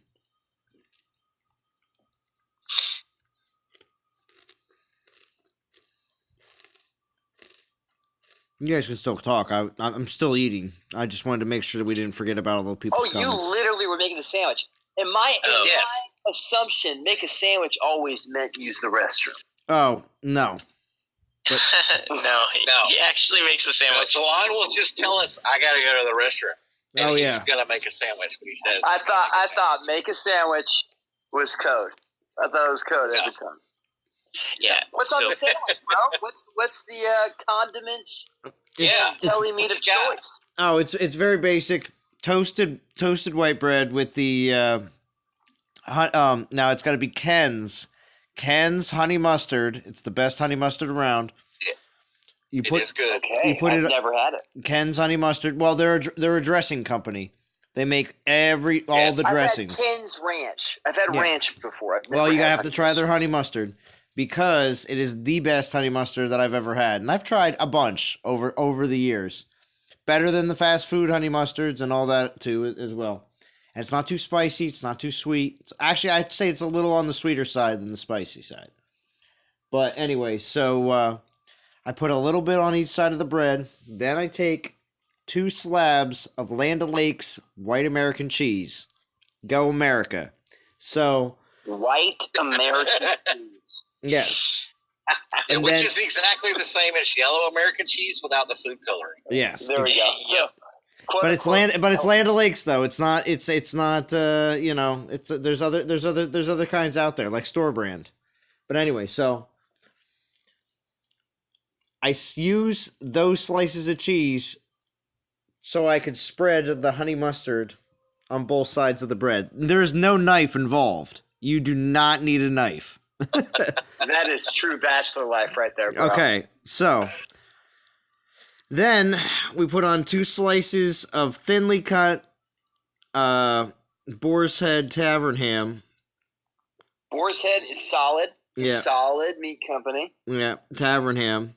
Then we put on two slices, a little thicker, of what's it called? Smoked turkey. Then another layer of cheese, just 1 piece though, and then about 4 pickles. Dill, Not 3, not sweet. not 5, but 4. 4 will always fit nicely. Like 4 little, it'll fit exactly on the sandwich. Then you close That it. is a masterful sandwich there. Precision, bro. And then you Absolute close precision. it. You walk it into the living room and say hello to the live stream. That's what you do. So you need to make so next time you make one of those, you got to take a picture and use it in your thumbnail, okay? Mm-hmm. This might be your hidden callings. Oh, what? Your The Bachelor live life? live stream sandwich artist. sandwich delivery. Dude, if you started delivering sandwiches like to all the streamers and gamers, like that's streaming gamer food right there. Oh, Because wow. it's got the perfect like cheap elements like the Land O'Lake cheese and the specificity. Then you got a little bit more posh with the boar's head deli meat. True. Land O'Lakes is always better than store brand. So, just saying. Yeah, Land O'Lakes is pretty good cheese. I mean, if you're buying American cheese. Yeah. Yeah. I mean, My family likes Velveeta, which I don't care for, but I like real cheese. I don't care for American cheese. Velveeta makes my mouth itch from the chemicals inside of it. From the salt. Yeah. My favorite cheese on a sandwich is Havarti. I love Havarti cheese, especially on a nice, thick, juicy burger. A big old thick piece of Havarti on there with some bacon and a little garlic, mayonnaise. Bacon all day. I am ruined for brie on a burger. I don't know if you've ever gone that route. I have had brie. See, I don't care for brie that much. I have had it, and it's pretty good, but it's better on a burger than just by itself on a cracker, whatever. Yeah, man. I don't know. There's something there. Smoked Gouda. That's the other one. Smoked Gouda. Oh, yeah. Smoked Gouda is excellent. So, Mayo, I haven't been up on my thumbnail game. I've just been super lazy. Don't worry. They'll all change very shortly. If we keep going, this is going to turn into a Monty Python skit. Oh, really? I don't know. I'm super basic. Like, give me the sharpest cheddar that you can possibly imagine, and I am perfectly content to use it in literally anything you could imagine cheese being used for. Okay, now here you go, conclusive. I don't know where you shop, but have you ever had a black diamond cheddar, which is a 5-year aged cheddar? I believe I have when someone brought that and gave it to me because they're like, you need to try this if you like cheddar. It will make you amazing. weak. I've never found it anywhere else. I've seen Whole Foods. I know carries it regularly, but you'll see it on occasion at a grocery store. But if you can get a hold of that, you can probably get it at a Wegmans. Cheese of cheese. Here on the east coast of the U.S., there's a... Amazon. Get it at Amazon. Yeah, I'm sure you can get it on Amazon. But there's a grocery store that's super high-end, family-owned, but they got something like, before the rest of the store starts, there's like 15 aisles of health food. It's insane. That sounds awesome. Yeah, I would have to check Whole Foods because we don't have those up in the Northeast. Up in the Northeast, i.e. New England, Oh, okay. as far as I know. Yeah. Are you a Pats fan, conclusive? The short answer is, if the Patriots are playing, I will root for the Patriots. But, like, I'm not one of those people that's super into sports. So, yeah. So I forget who is it. Belichick's turn this year, or is it Saban's turn this year to win a championship? I lose track. It's I know, right? It's always Belichick's. Oh gosh, here Ether has to come in and go lame. Yeah, you're lame, Ether. All right, what's up, Ether? Calling us lame. Come on, Ether. Come tell us how to build a sandwich the right way, Ether. Let's get Ether. Let's get Ether on we the own stream. the Discord. Nice, Michael Marlowe. 44th. Let's check that out. I did notice NTG Pesty was on the top 50 earlier today. I want to check out top 50. Wrong one.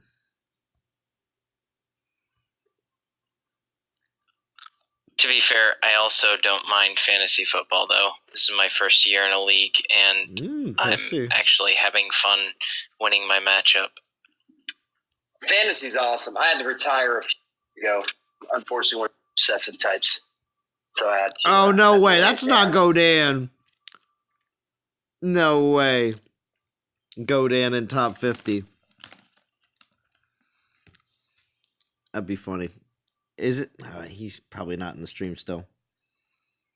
Yeah, Minotaur's Bounty. And I am not using... I tried to use Minotaur's Bounty, and I did not receive 20% extra souls, so I did not use it. Because they're not iron souls. Even though the altar says iron tokens. Correct. That's not confusing at all, though. It's not confusing at all. No. No, it's not. No, it absolutely says iron souls on the on the relic. Disaster. And then in the thing, it says source of light souls or whatever the crap they're called. But then let's just throw the iron token picture up there. I'm sure it was a mistake. I'm positive they didn't do that on purpose. It's not like this game. It's not like this game is anybody's job or anything. It's not like they're making money from this. Obviously, I know, but it is confusing. It is confusing. It's so obnoxious. No, I just wish I could run a business like they run a business, just to have people continue to pay. Like when I watch dude, it's not just Dawn of Titans. There are just a lot of games are that way. And this is the first mobile game I've paid for. I've never paid for other than this. So what was that? What's that one? Was it Gods of War? I think is even worse from what I understand. There's a bunch of them like that. That's hard to believe, but I'm glad to know that this is not the worst case. Oh, no, there's games out there that you can go and start playing, and if you're not dropping at least like 100 to 250 in the first week to 2 weeks, you're not even going to get close to starting to become competitive. And then you have to keep that up. 250. Then you have to keep that up. You have to keep like $100 to $200 spend every week, maybe even 3, maybe. Because the alliances that you want to join that are going to be competitive in the game are at that level. So technically, as a freemium game, this would be less expensive, is what you're saying? It is definitely not the most expensive. It's not the most expensive. Actually, I think it's probably middle of the road. I was just going to say the same thing. I would say I put it in the middle. Because if you're doing a 1 to 10, a 1 to 10 scale, like a 5, maybe a 6, Yeah. On weekly spend. Wow. Oh yeah, there's a lot worse out there, believe it or not. And you know what the graphics quality on those games are? They put you on a huge map with 10,000 other players, and they say, "Here, we're going to send troops from one section to the other, okay? Now watch them march. They're going to march for a very long time, okay? Remember, unless the person's right next to you on the map. And then when they get there, a screen comes up and tells you how it went. What a very, very, very rewarding game. Not a game I'm playing. Yeah, and then the troops have to walk all the way back. Yeah. And that could take however it's insane. Hours. It could take hours sometimes. Those types of games exist, and they're considered strategy type games. And it's because you build these large armies. Those started on the PC, and then the genre got ported over. But they kept that mechanic. I never really cared for those either. The thing about Dawn of Titans is it can be a little spendy depending on what your personal goals are in the game. But you can also play for free depending on what your goals are. But the graphics quality is out of this world, and no one's ever complained about the artwork or how they may not like the way a certain Titan looks, but it's not that it was because it was badly done. It's just they don't prefer that aesthetic, That's right. Yeah. It definitely feels, though, like the new game, quote unquote, has become how we're going to fix the existing game. Yeah. That's what seems to be the live stream commentary quite regularly. Guns a boom, says Mirth. D, you did pop in, and Ether, check ban PM, please. I've been trying to track you down for weeks. See, Ether? D won't let it go. She's been trying to track you down. And then, of course, Fast Card has to be like, D, what happened to the picture? See? You're blowing up your scene. So, that was a topic of conversation there for a little bit. I'm sure D was in the background lurking. She's like, they're talking about me. All right, so Feranic, you're right. Raid is annoying with the flash up deals. It's consistently all the time. And this, it's annoying. You know what I mean? And it's something that every time you log into the game, it happens. And it's not just one. There's like 5 of them. Corey says the brain spent thousands of dollars to become a pro Mario Maker player. This is true.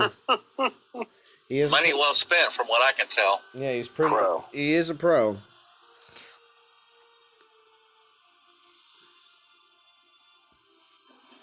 So I told Brian, if any of his YouTube videos for Mario Maker make any money at all, then he's by definition a pro. Right? Absolutely. It's like if you write one song, no matter how terrible it is, you're a songwriter. Well, I mean, if we're going by that criteria, I'm a published author. So I'm telling you, now with people's social media handles, you can be anything you want as long as you've done it once. You hear that?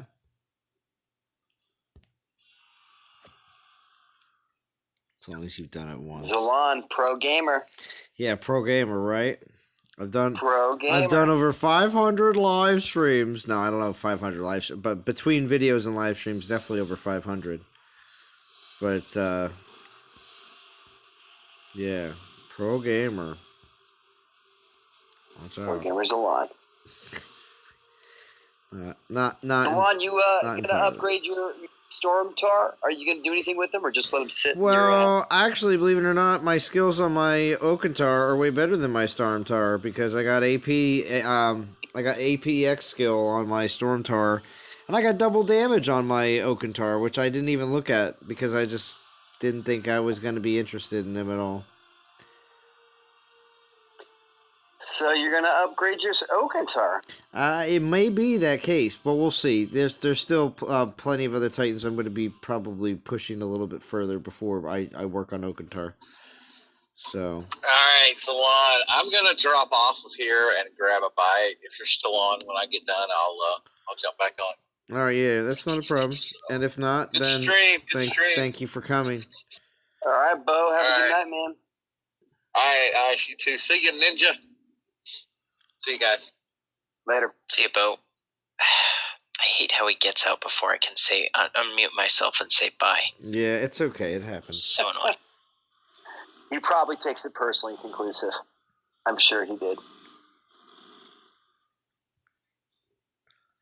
So, Conclusive, going back to our conversation from a while ago, if you are at that Castle 2021 range trying to attack a Minotaur or something that's a couple class levels up, what would be your strategy on attack? Solo infiltrator Titans with the 5-star and with basically perfect rolls. Like that's literally your only option for getting the raw damage that you need. You may be able to get away with some other solo Titan strategies. Like I'm not sure how well. I don't remember off the top of my head what the math is for some of the other Titans. And like maybe you might be able to do it if you like say got level 25 reinforcements in archers, and then you brought in a really loaded Cerberus build and used your own archers as well. But frankly, I genuinely would not expect you, barring a solo Titan of basically a top tier Arya, any X skill infiltrator, I would not expect you to be able to take a top tier Minotaur. So a perfect Arya roll, I'm guessing, would be the damage X. You are looking for basically as much damage as possible, and whatever is doubled up rolling crit. Let's see, I will pull up mine, and because I think it's the number 2, one of the number 2 rolls. I have to actually get over in game. So I got the crit, AP, ice damage, and then I got that X health. Yeah, that's not gonna cut it. So my Aria is armor piercing, damage, critical damage. Perfect roll for Aria would be crit, damage, damage, damage. I got real close though. I got crit, damage, crit, damage. Oh, that's amazing. Yeah, that's basically top shelf. You could level that and likely use that as a solo Titan. I do. Especially if you have the Nemean Lion Pelt. I don't. But I do. Well, that kind of sucks for you. I do. Well, I don't have the 4-star. I have the 3-star. But 3-star is also good. But I have her. I have her at 53, and she's been able to solo since like high 40s. So. Oh yeah, Arya is very strong. Ishkar, I also have. He's viable. You want him. I would personally say that you want the role for him to be armor piercing. Well, I mean, the first skill is always going to be damage, but I would say you want damage, armor piercing, damage, crit damage. Oh, I have that opposite. I got damage, crit, damage, armor piercing, damage. I've been pulling them up on the screen as you're going through it, so it's funny. Okay, so that is also a very solid roll. He will probably be about as strong as Arya to be able to solo Minotaurs. Again, the 4-star Nemean Lion Pelt really, really, really helps you. Mostly because it gives you a lot of. It basically is upgrade every skill you have that you would want to upgrade for a Titan and like upgrade it. The other one that might be viable is Nazul. For me, I have absolutely crap for her, but you would be basically looking for the same thing: armor piercing, damage, crit damage.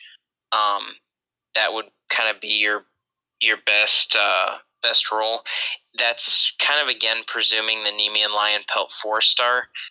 The armor piercing you probably want crit if you don't have that.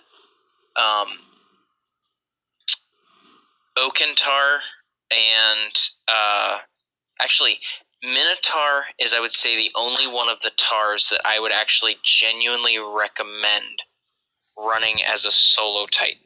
And for him, because he has that innate critical as part of that skill 1, ideally you want to roll double damage on him. If you have a double damage Minotaur and you have the 5-star, he can actually hit some pretty solid stats as far as damage and crit wise, and so I can actually recommend him as a solo Titan.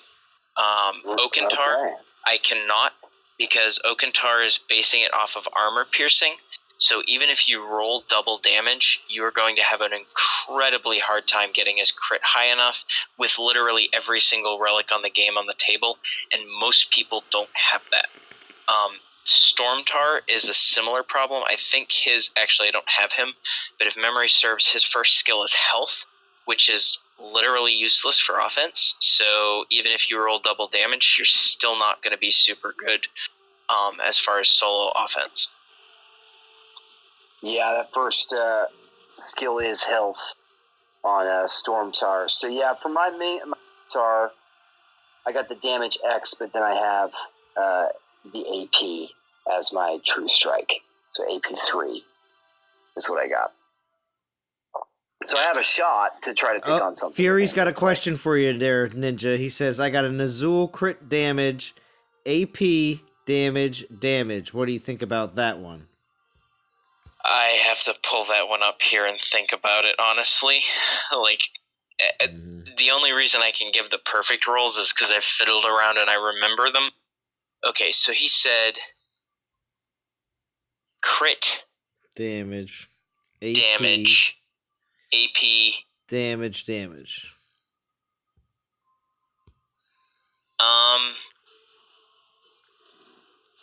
Honestly, that's probably top 3 rolls for Nazul.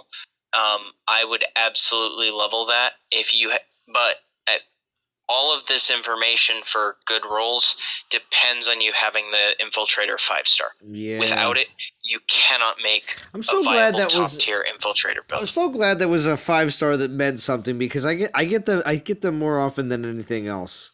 And it was one of my first 5-stars, and I always thought, nobody plays with infiltrators. Back in the day, nobody used to play with infiltrators. They were very not liked by the community. They It was Anthrax and Scorpion Sting and no one else. All right, conclusive. I got one more for you. So, it looks like a lot of my infiltrator rolls are not great, except could Loki be at all effective, even though people have high lightning? So here's what I got. I got Titan critical, damage, crit. Okay, so And if you're going with that strategy, let me pull up the Loki, because I actually have that same Loki roll and one that is comparable. And I can't remember which I decided to keep and why. Okay, so I actually ended up keeping the one that rolled armor-piercing damage crit. So here's the short answer on that. Loki can be good, but for all practical purposes, he's not going to be something you're going to want to. And the reason is he's going to peak out probably at a face value of, I want to say, like 32,000 damage with full crit. The problem is that a proper meta Minotaur build is going to be running Head of Mimir. And so Head of Mimir is going to take your base 56% all elemental resist, and it's going to add 24 to that, which is going to bring it up to 80% elemental resist on all of the spearmen. My Aria that does 60,000 damage is just barely able to do a max resist, a max ice resist Minotaur. So an almost max resist Minotaur and a Titan that does half the damage, I don't think you're even in the ballpark of viable. And are you using the pelt on and I've got perfect relics like everything. Like if I can't do it with the relic setups, like it isn't gonna happen. Because so Arya would be the top infiltrator then, based off of what you're communicating, and with the perfect relic, you're still barely squeezing it out. Stepping back from that level, Arya is whatever the best one you have is whatever X skill infiltrator actually has a solid roll. You're looking for that quality roll more so than the Titan. And when I say that about Arya, actually most people don't have an ice kite shield. The whole only getting lightning physical kite shields for eons and eons has actually affected the available pool of kite shields. So most people don't have an ice one, and most people don't have an earth one. So what ends up happening is I did the test against a maxed ice resist one with someone who had that, but they don't. You're not going to find that on most of them. So you're going to end up with only a 56% ice resist for most of your spearmen, and then obviously your max resist with melee resist. Melee resist spearmen, so you're still going to end up being able to walk through them for the most part. Gotcha. Michael Marlowe says, I have great I would say basically, if you've got either Ishkar, Nazul, or Arya, you're and actually Minotaur won't, because they'll likely have a physical shield leveled. But if you have any of those 3 X skill infiltrators, I think you'll be very well set up to if you have the relic support, obviously, to take on even the best of Minotaurs. Okay. So technically, go ahead, Zolan. You're gonna read some comments. Oh yeah, I have Michael Marlowe said he has great infiltrators that fully level and never play with them. I was gonna say I'm sure there are other players that find themselves in that position as well, and it's just because you prefer different Titans for your normal gameplay. You know. So if you're a max, and I'll throw this in as a quick side note, if you're a max player or even a 24 level player, infiltrators really stop making a super lot of sense round about castle level 23. Like once you progress past that, infiltrators, they get to the point where stat wise you're just better off bringing the troops, and the only reason to bring an infiltrator is if you're able to slow down your pace because you're not in a hot war. So like in Masters, me taking Arya and just going around closing all the garrisons in Alliance is a great option because your general quality of relics, your general speed of close is lower, so you can get away with that. And it saves me a lot on troop losses. But for the most part, I'd be closing it much faster if I were bringing in, say, level 25 troops on top of my Artemis, or level 25 troops on top of Italis or something like that. So it really depends what you're going for. But as you get to those higher castle levels, infiltrators start to increasingly make less sense as a playstyle unless you're really, really trying hard to avoid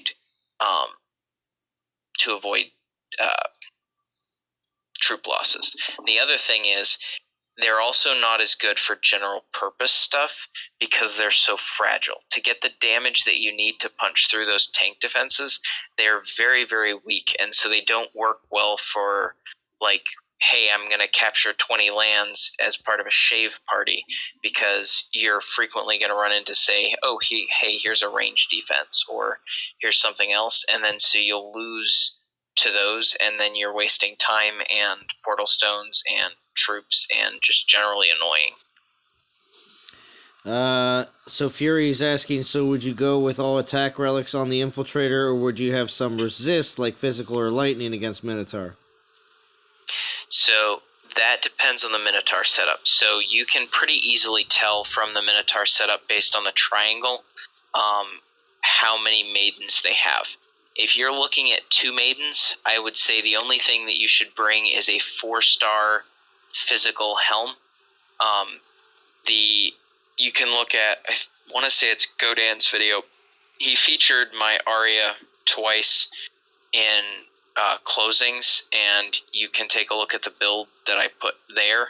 I only run the 1 Dragon's Helm with a 4-star with physical resist against Minotaurs simply because I don't need it. And then I focus on getting those maidens killed as soon as humanly possible so they don't do damage. But I think you can get away without lightning resist. If they've got a lot of maidens, that's the point where it becomes much, much harder for a solo Titan to make that viable, because then you've got to throw on some lightning resist as well. And often that makes it harder to get through the spearmen, and so basically just start with physical resist, and if they've got a lot of maidens, add some lightning resist. Ideally though, if you're seeing them with a lot of maidens, it's better if you can just post it for someone in your alliance who has those high level troops and can take that out, because that's the type of Minotaur that I love seeing, because I'm like, oh, all of your tankiness is completely lost here, and I can just plow through you with high level troops. Mayo Man asks, are Berserkers viable late game? And that is a most definite yes, because Berserkers buff troops. They always have buffed troops. Now, how many troops types do they buff has been fluctuated a couple of times. Some will buff all the same troop, like a Halzir. You know, he's going to have skills that are just all strictly Grenadiers. Or, you know, with some of the other summoners, or non-summoners, I should say, like you got Jatoon, who does Imperials, Goliaths, and Panthers. So, or you have a more balanced Titan that does maybe 2 with Militia and Storm Maidens or something like that. That actually has a meat shield and a ranged troop. So, but yes, Berserkers are definitely still good. Like all Marines. Yeah, Berserkers are definitely good. The big thing with Berserkers is that Berserkers are going to tend to take higher troop losses, with the obvious exception of, say, Almorand or a summoner like Cerberus. And the reason for that is without the elemental resist, they can't really specialize, and so they tend to take, like, let's say if you were to charge into a heavy ice defense that has really high damage, you're going to take a lot of troop losses just from the alpha damage of those Imperials. And so that's the downside of Berserkers, is that they tend to take the higher troop losses, because although their troops do incredibly high damage, they tend to be more glass cannon-y. But yeah, Zalon is right. They're totally cannon, viable. That's a technical gaming term. I haven't heard that one in a while. The glass cannon. Conclusive drop and some knowledge. Well said, man. Most definitely. And I definitely appreciate everybody joining Discord tonight. And of course, right now, just to repeat, we got Ice, Bo, Conclusive Ninja, and Rygard. How we doing, Rygard? If you want to talk, you can, most definitely. I'm okay. Hello, everybody. Cool.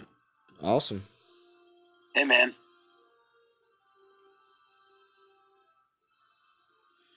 All right. Rygar, what you aiming for this event?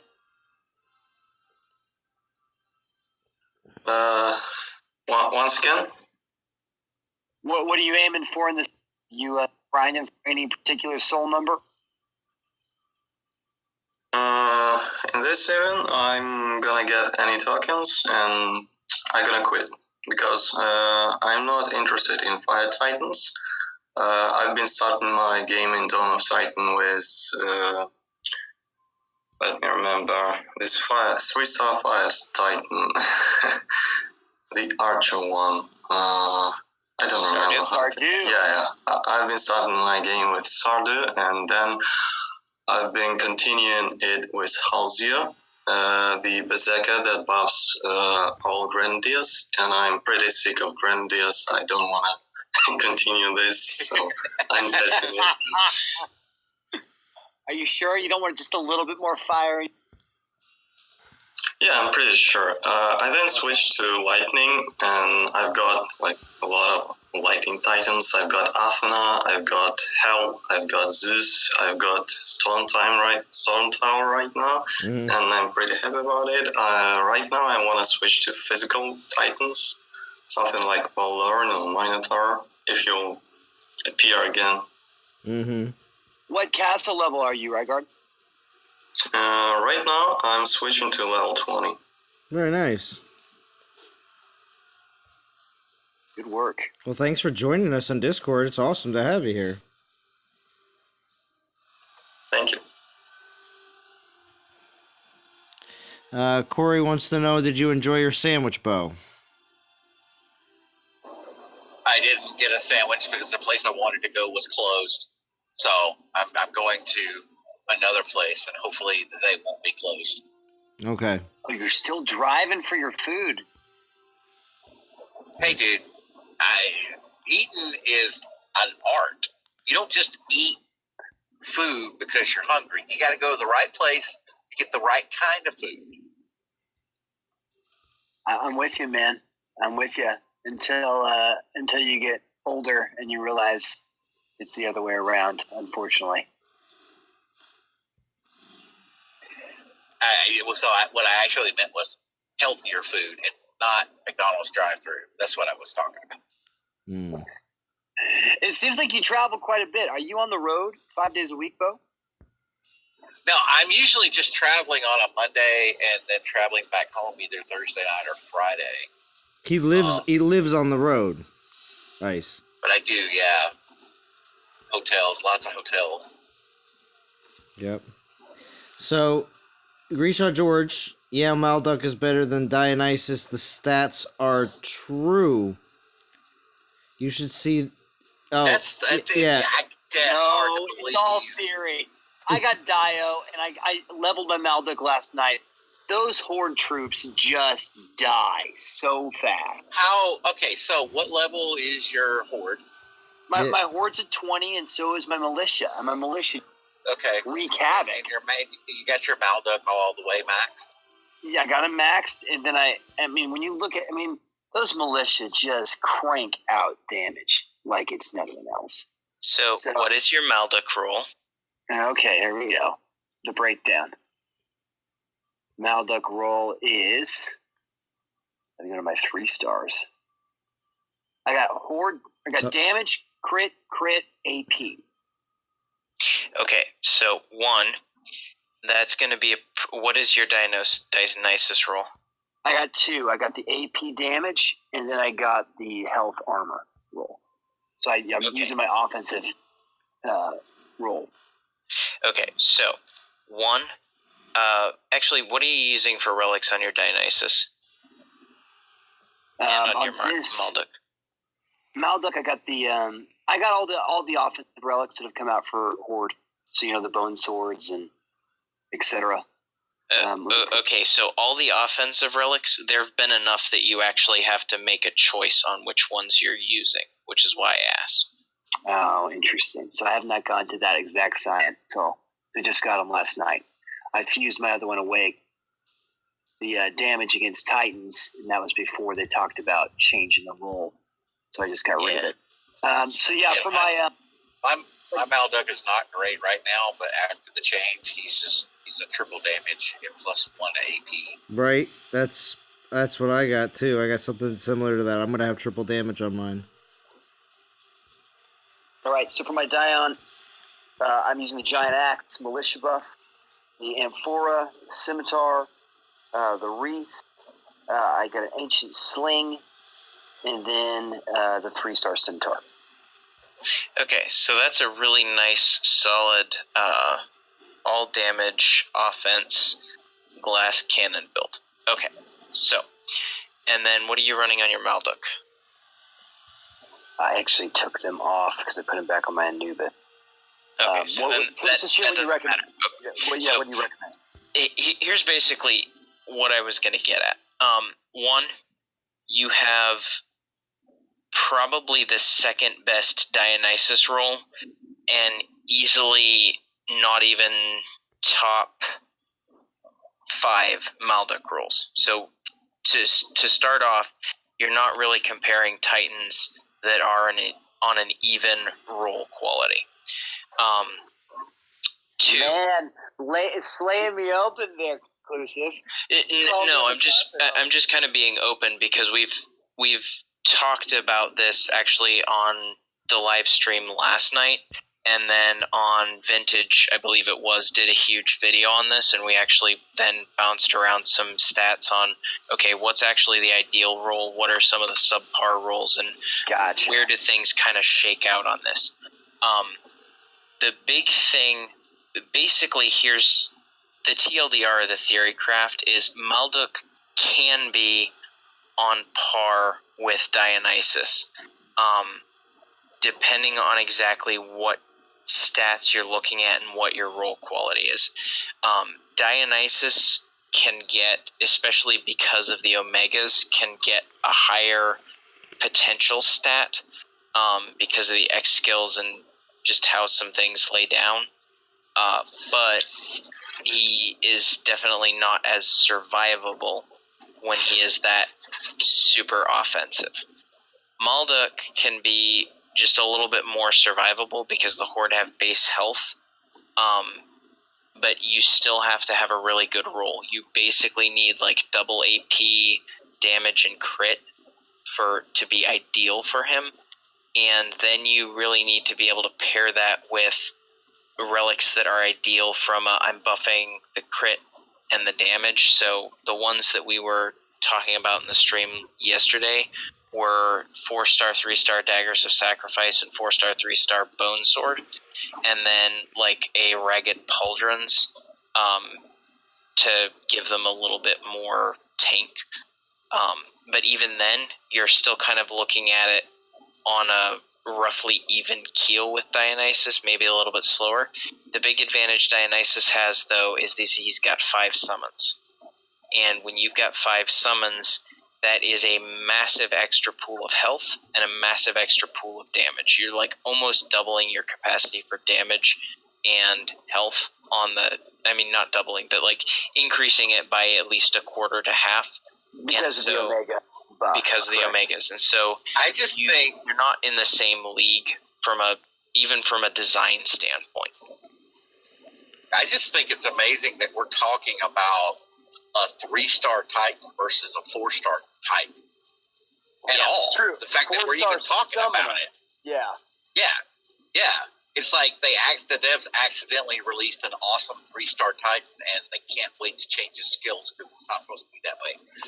I mean, it's really just because we're looking at Horde that is a really, really strong troop because it's had 2 health buffs at this point. And I'm enjoying there's no all-offense Titan other than him. And so he's kind of our baseline because we don't have another strong offense Titan except for Anubis, who really only has X damage. And so he really suffers from armor piercing lackage, or lacking armor piercing, that Malduk can fill in. And crit as well. He just doesn't have crit for them either. So do you think they're gonna release a Horde buffing offensive Titan first, or a Horde infiltrator, or a Void infiltrator? Honestly, I don't know. Like, I just don't know. It seems like whatever comes out first is going to wreck the game, or just break open every defensive measure. Not really. So if it's a Horde infiltrator, it'll just be, or a Void infiltrator, is similar to like an Aria or something like that. It'll just be another infiltrator in the belt of that low mid-range castle level. Once you've got decent relic collection to attack Minotaurs, if they release a Dionysus kind of version for the Horde, that could be majorly OP. Yes, I think that's what everybody's waiting on.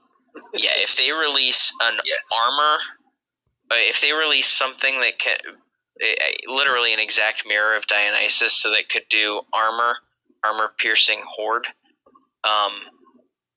that would be majorly broken. I mean, and not like OP broken, because you still have to get the damage, you still have to get the crit, but the capacity that it would have for survivability as a general purpose thing, and as an ability to punch through armor levels, would be very, very strong. And I think it would be, I'm not sure it would be game breaking, but it would definitely change how you think about building defenses. But remember, Conclusive, according to the devs, the game is balanced, okay? So we're trusting them in their judgment.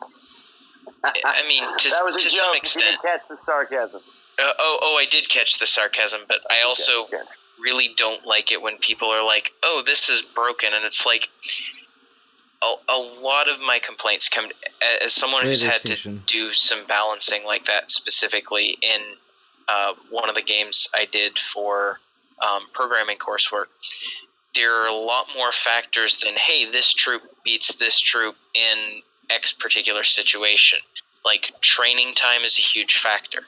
And so militia versus Horde and the training time for those two things are going to be a factor.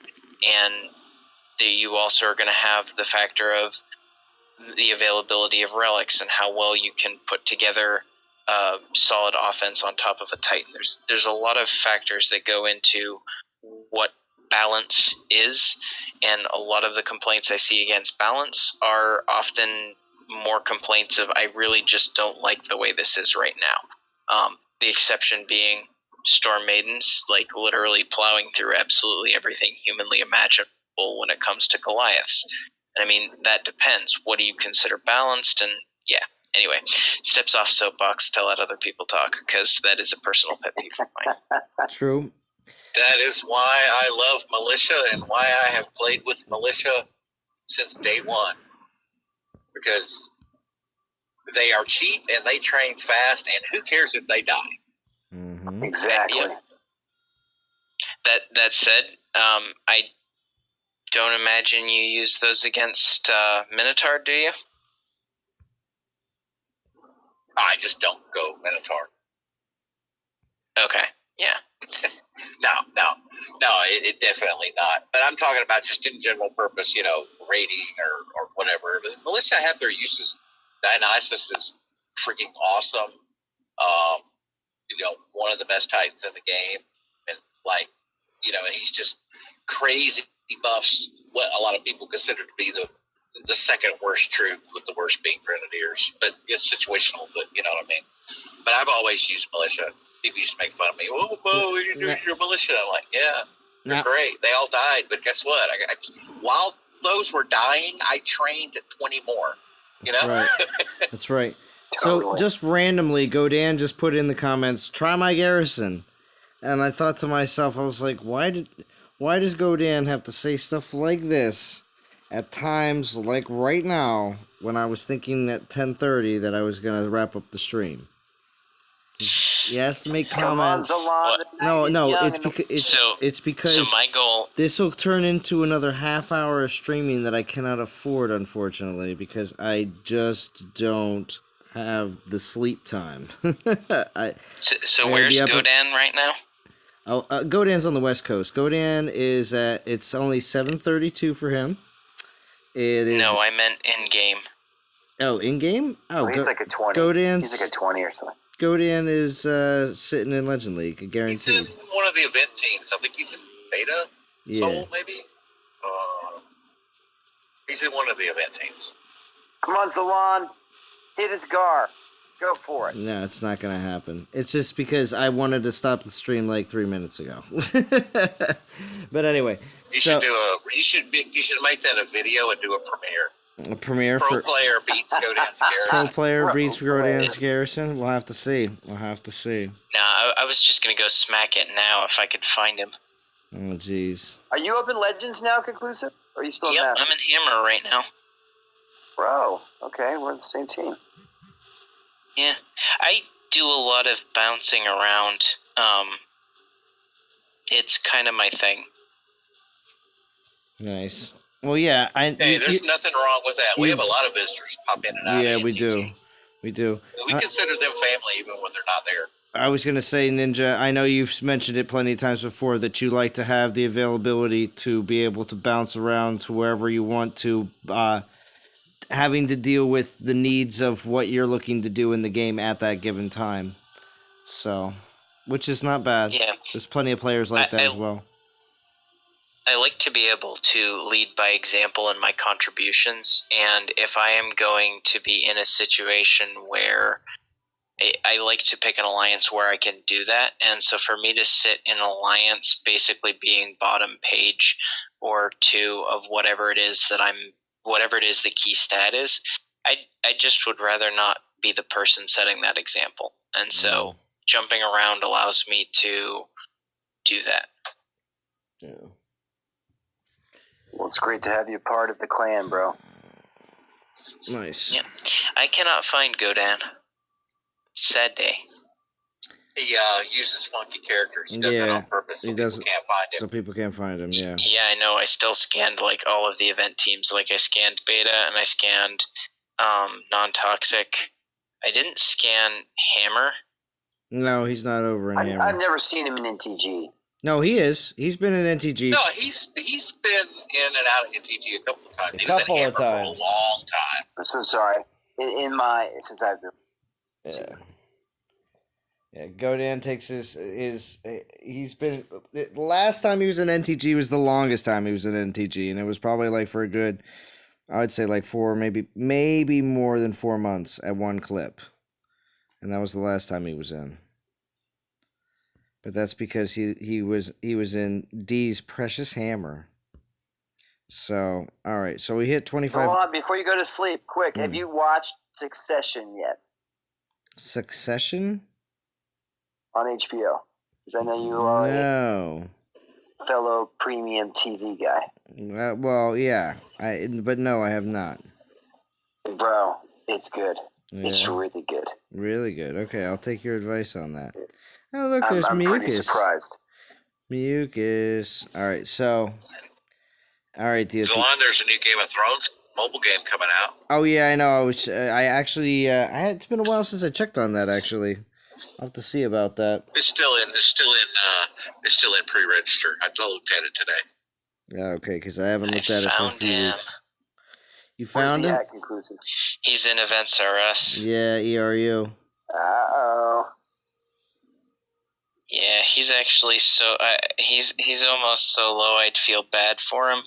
Like measly level 20 Goliaths. Like if you want to watch a face roll, like that would be what would happen there. Is he running Chronos? Nope, Minotaur, I'm assuming. Okay, I'm gonna face roll him just for fun and give him a love tap. Just do it anyway. There you go. All right. Go for it. Well, anyway, so I hit 2,500 souls, ranked 4,000.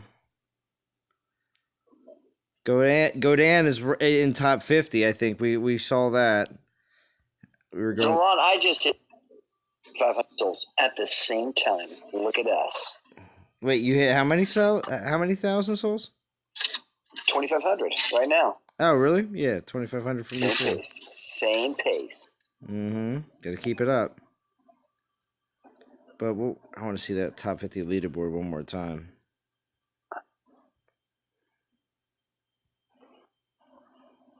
There's NTG past D at 14,600. There's Godan at 14,000. Really wants another Ilzar, huh? Maybe he's just doing this as a big promotional stunt. I don't know. I love your little passive-aggressive comments when you talk about Godan, Zalon. Oh, no. It's a publicity stunt. It could be. You never know. People tell me all the time, they're like, every once in a while, if it's either something negative or it's something that's making fun of someone, you say it so incredibly nice that it doesn't seem like you're really doing it. I'm like, well, I do that sometimes. I don't mean to, but it just comes out. There's Disaster, 49th. Michael Marlowe's still holding on. He's trying to stay in that top 50. We'll see how Are you going to go? So, any rumors on Drinkcore and skill roll? Does anybody know? I think it's going to be along. Usually that type of thing is handled via micro patching, and like they do it as they're releasing the event, and so you actually don't find out what that looks like until much later. Yeah, and I'm gonna say until they're running the event. I'm gonna say Cold And Dan. we haven't been given any heads up. I would say similar to Coldan is what I'm thinking because he's I would champion. think it would be along the lines of Coldan. Yes. Okay. Veranic says, so if D gets on, will Zalon stream another hour? No. Because Come on. she was supposed to get on earlier anyway, and she was giving a whole bunch of noodle excuses, so there's not much I can do. She didn't stream again. Oh, you hear that, D? Again. The way he said that is just painful. And that's all of us. We wait for that stream for the Saturday night settle for college football. See? And I tell you all the time, D, it's not just me. She thinks for some reason it's just me. I'm the only one that shows up or something like that. That's not true. She should know. All right, DOT community, we're wrapping this one up. I do want to thank Ice, Bo, Ryguard, especially because this is, I think, your first time on Discord, and I do appreciate that. Conclusive Ninja, of course, and everyone that showed up in the chat. Always appreciate it. And I will. Great stream, Zalon. Get some rest, bro. Yeah, I will. And D promised a picture. That's right. That's right, Fast Card. She did. So we're holding it to it. And I will be back tomorrow night on the NTG channel. I might be on Bo's. We'll see if I'm on Bo's stream for Raid Shadow Legends. I was almost going to call it Rage. Raid Shadow Legends. And also what is it? We also got the bow stream for DOT on Wednesday after the dev live stream. That's right.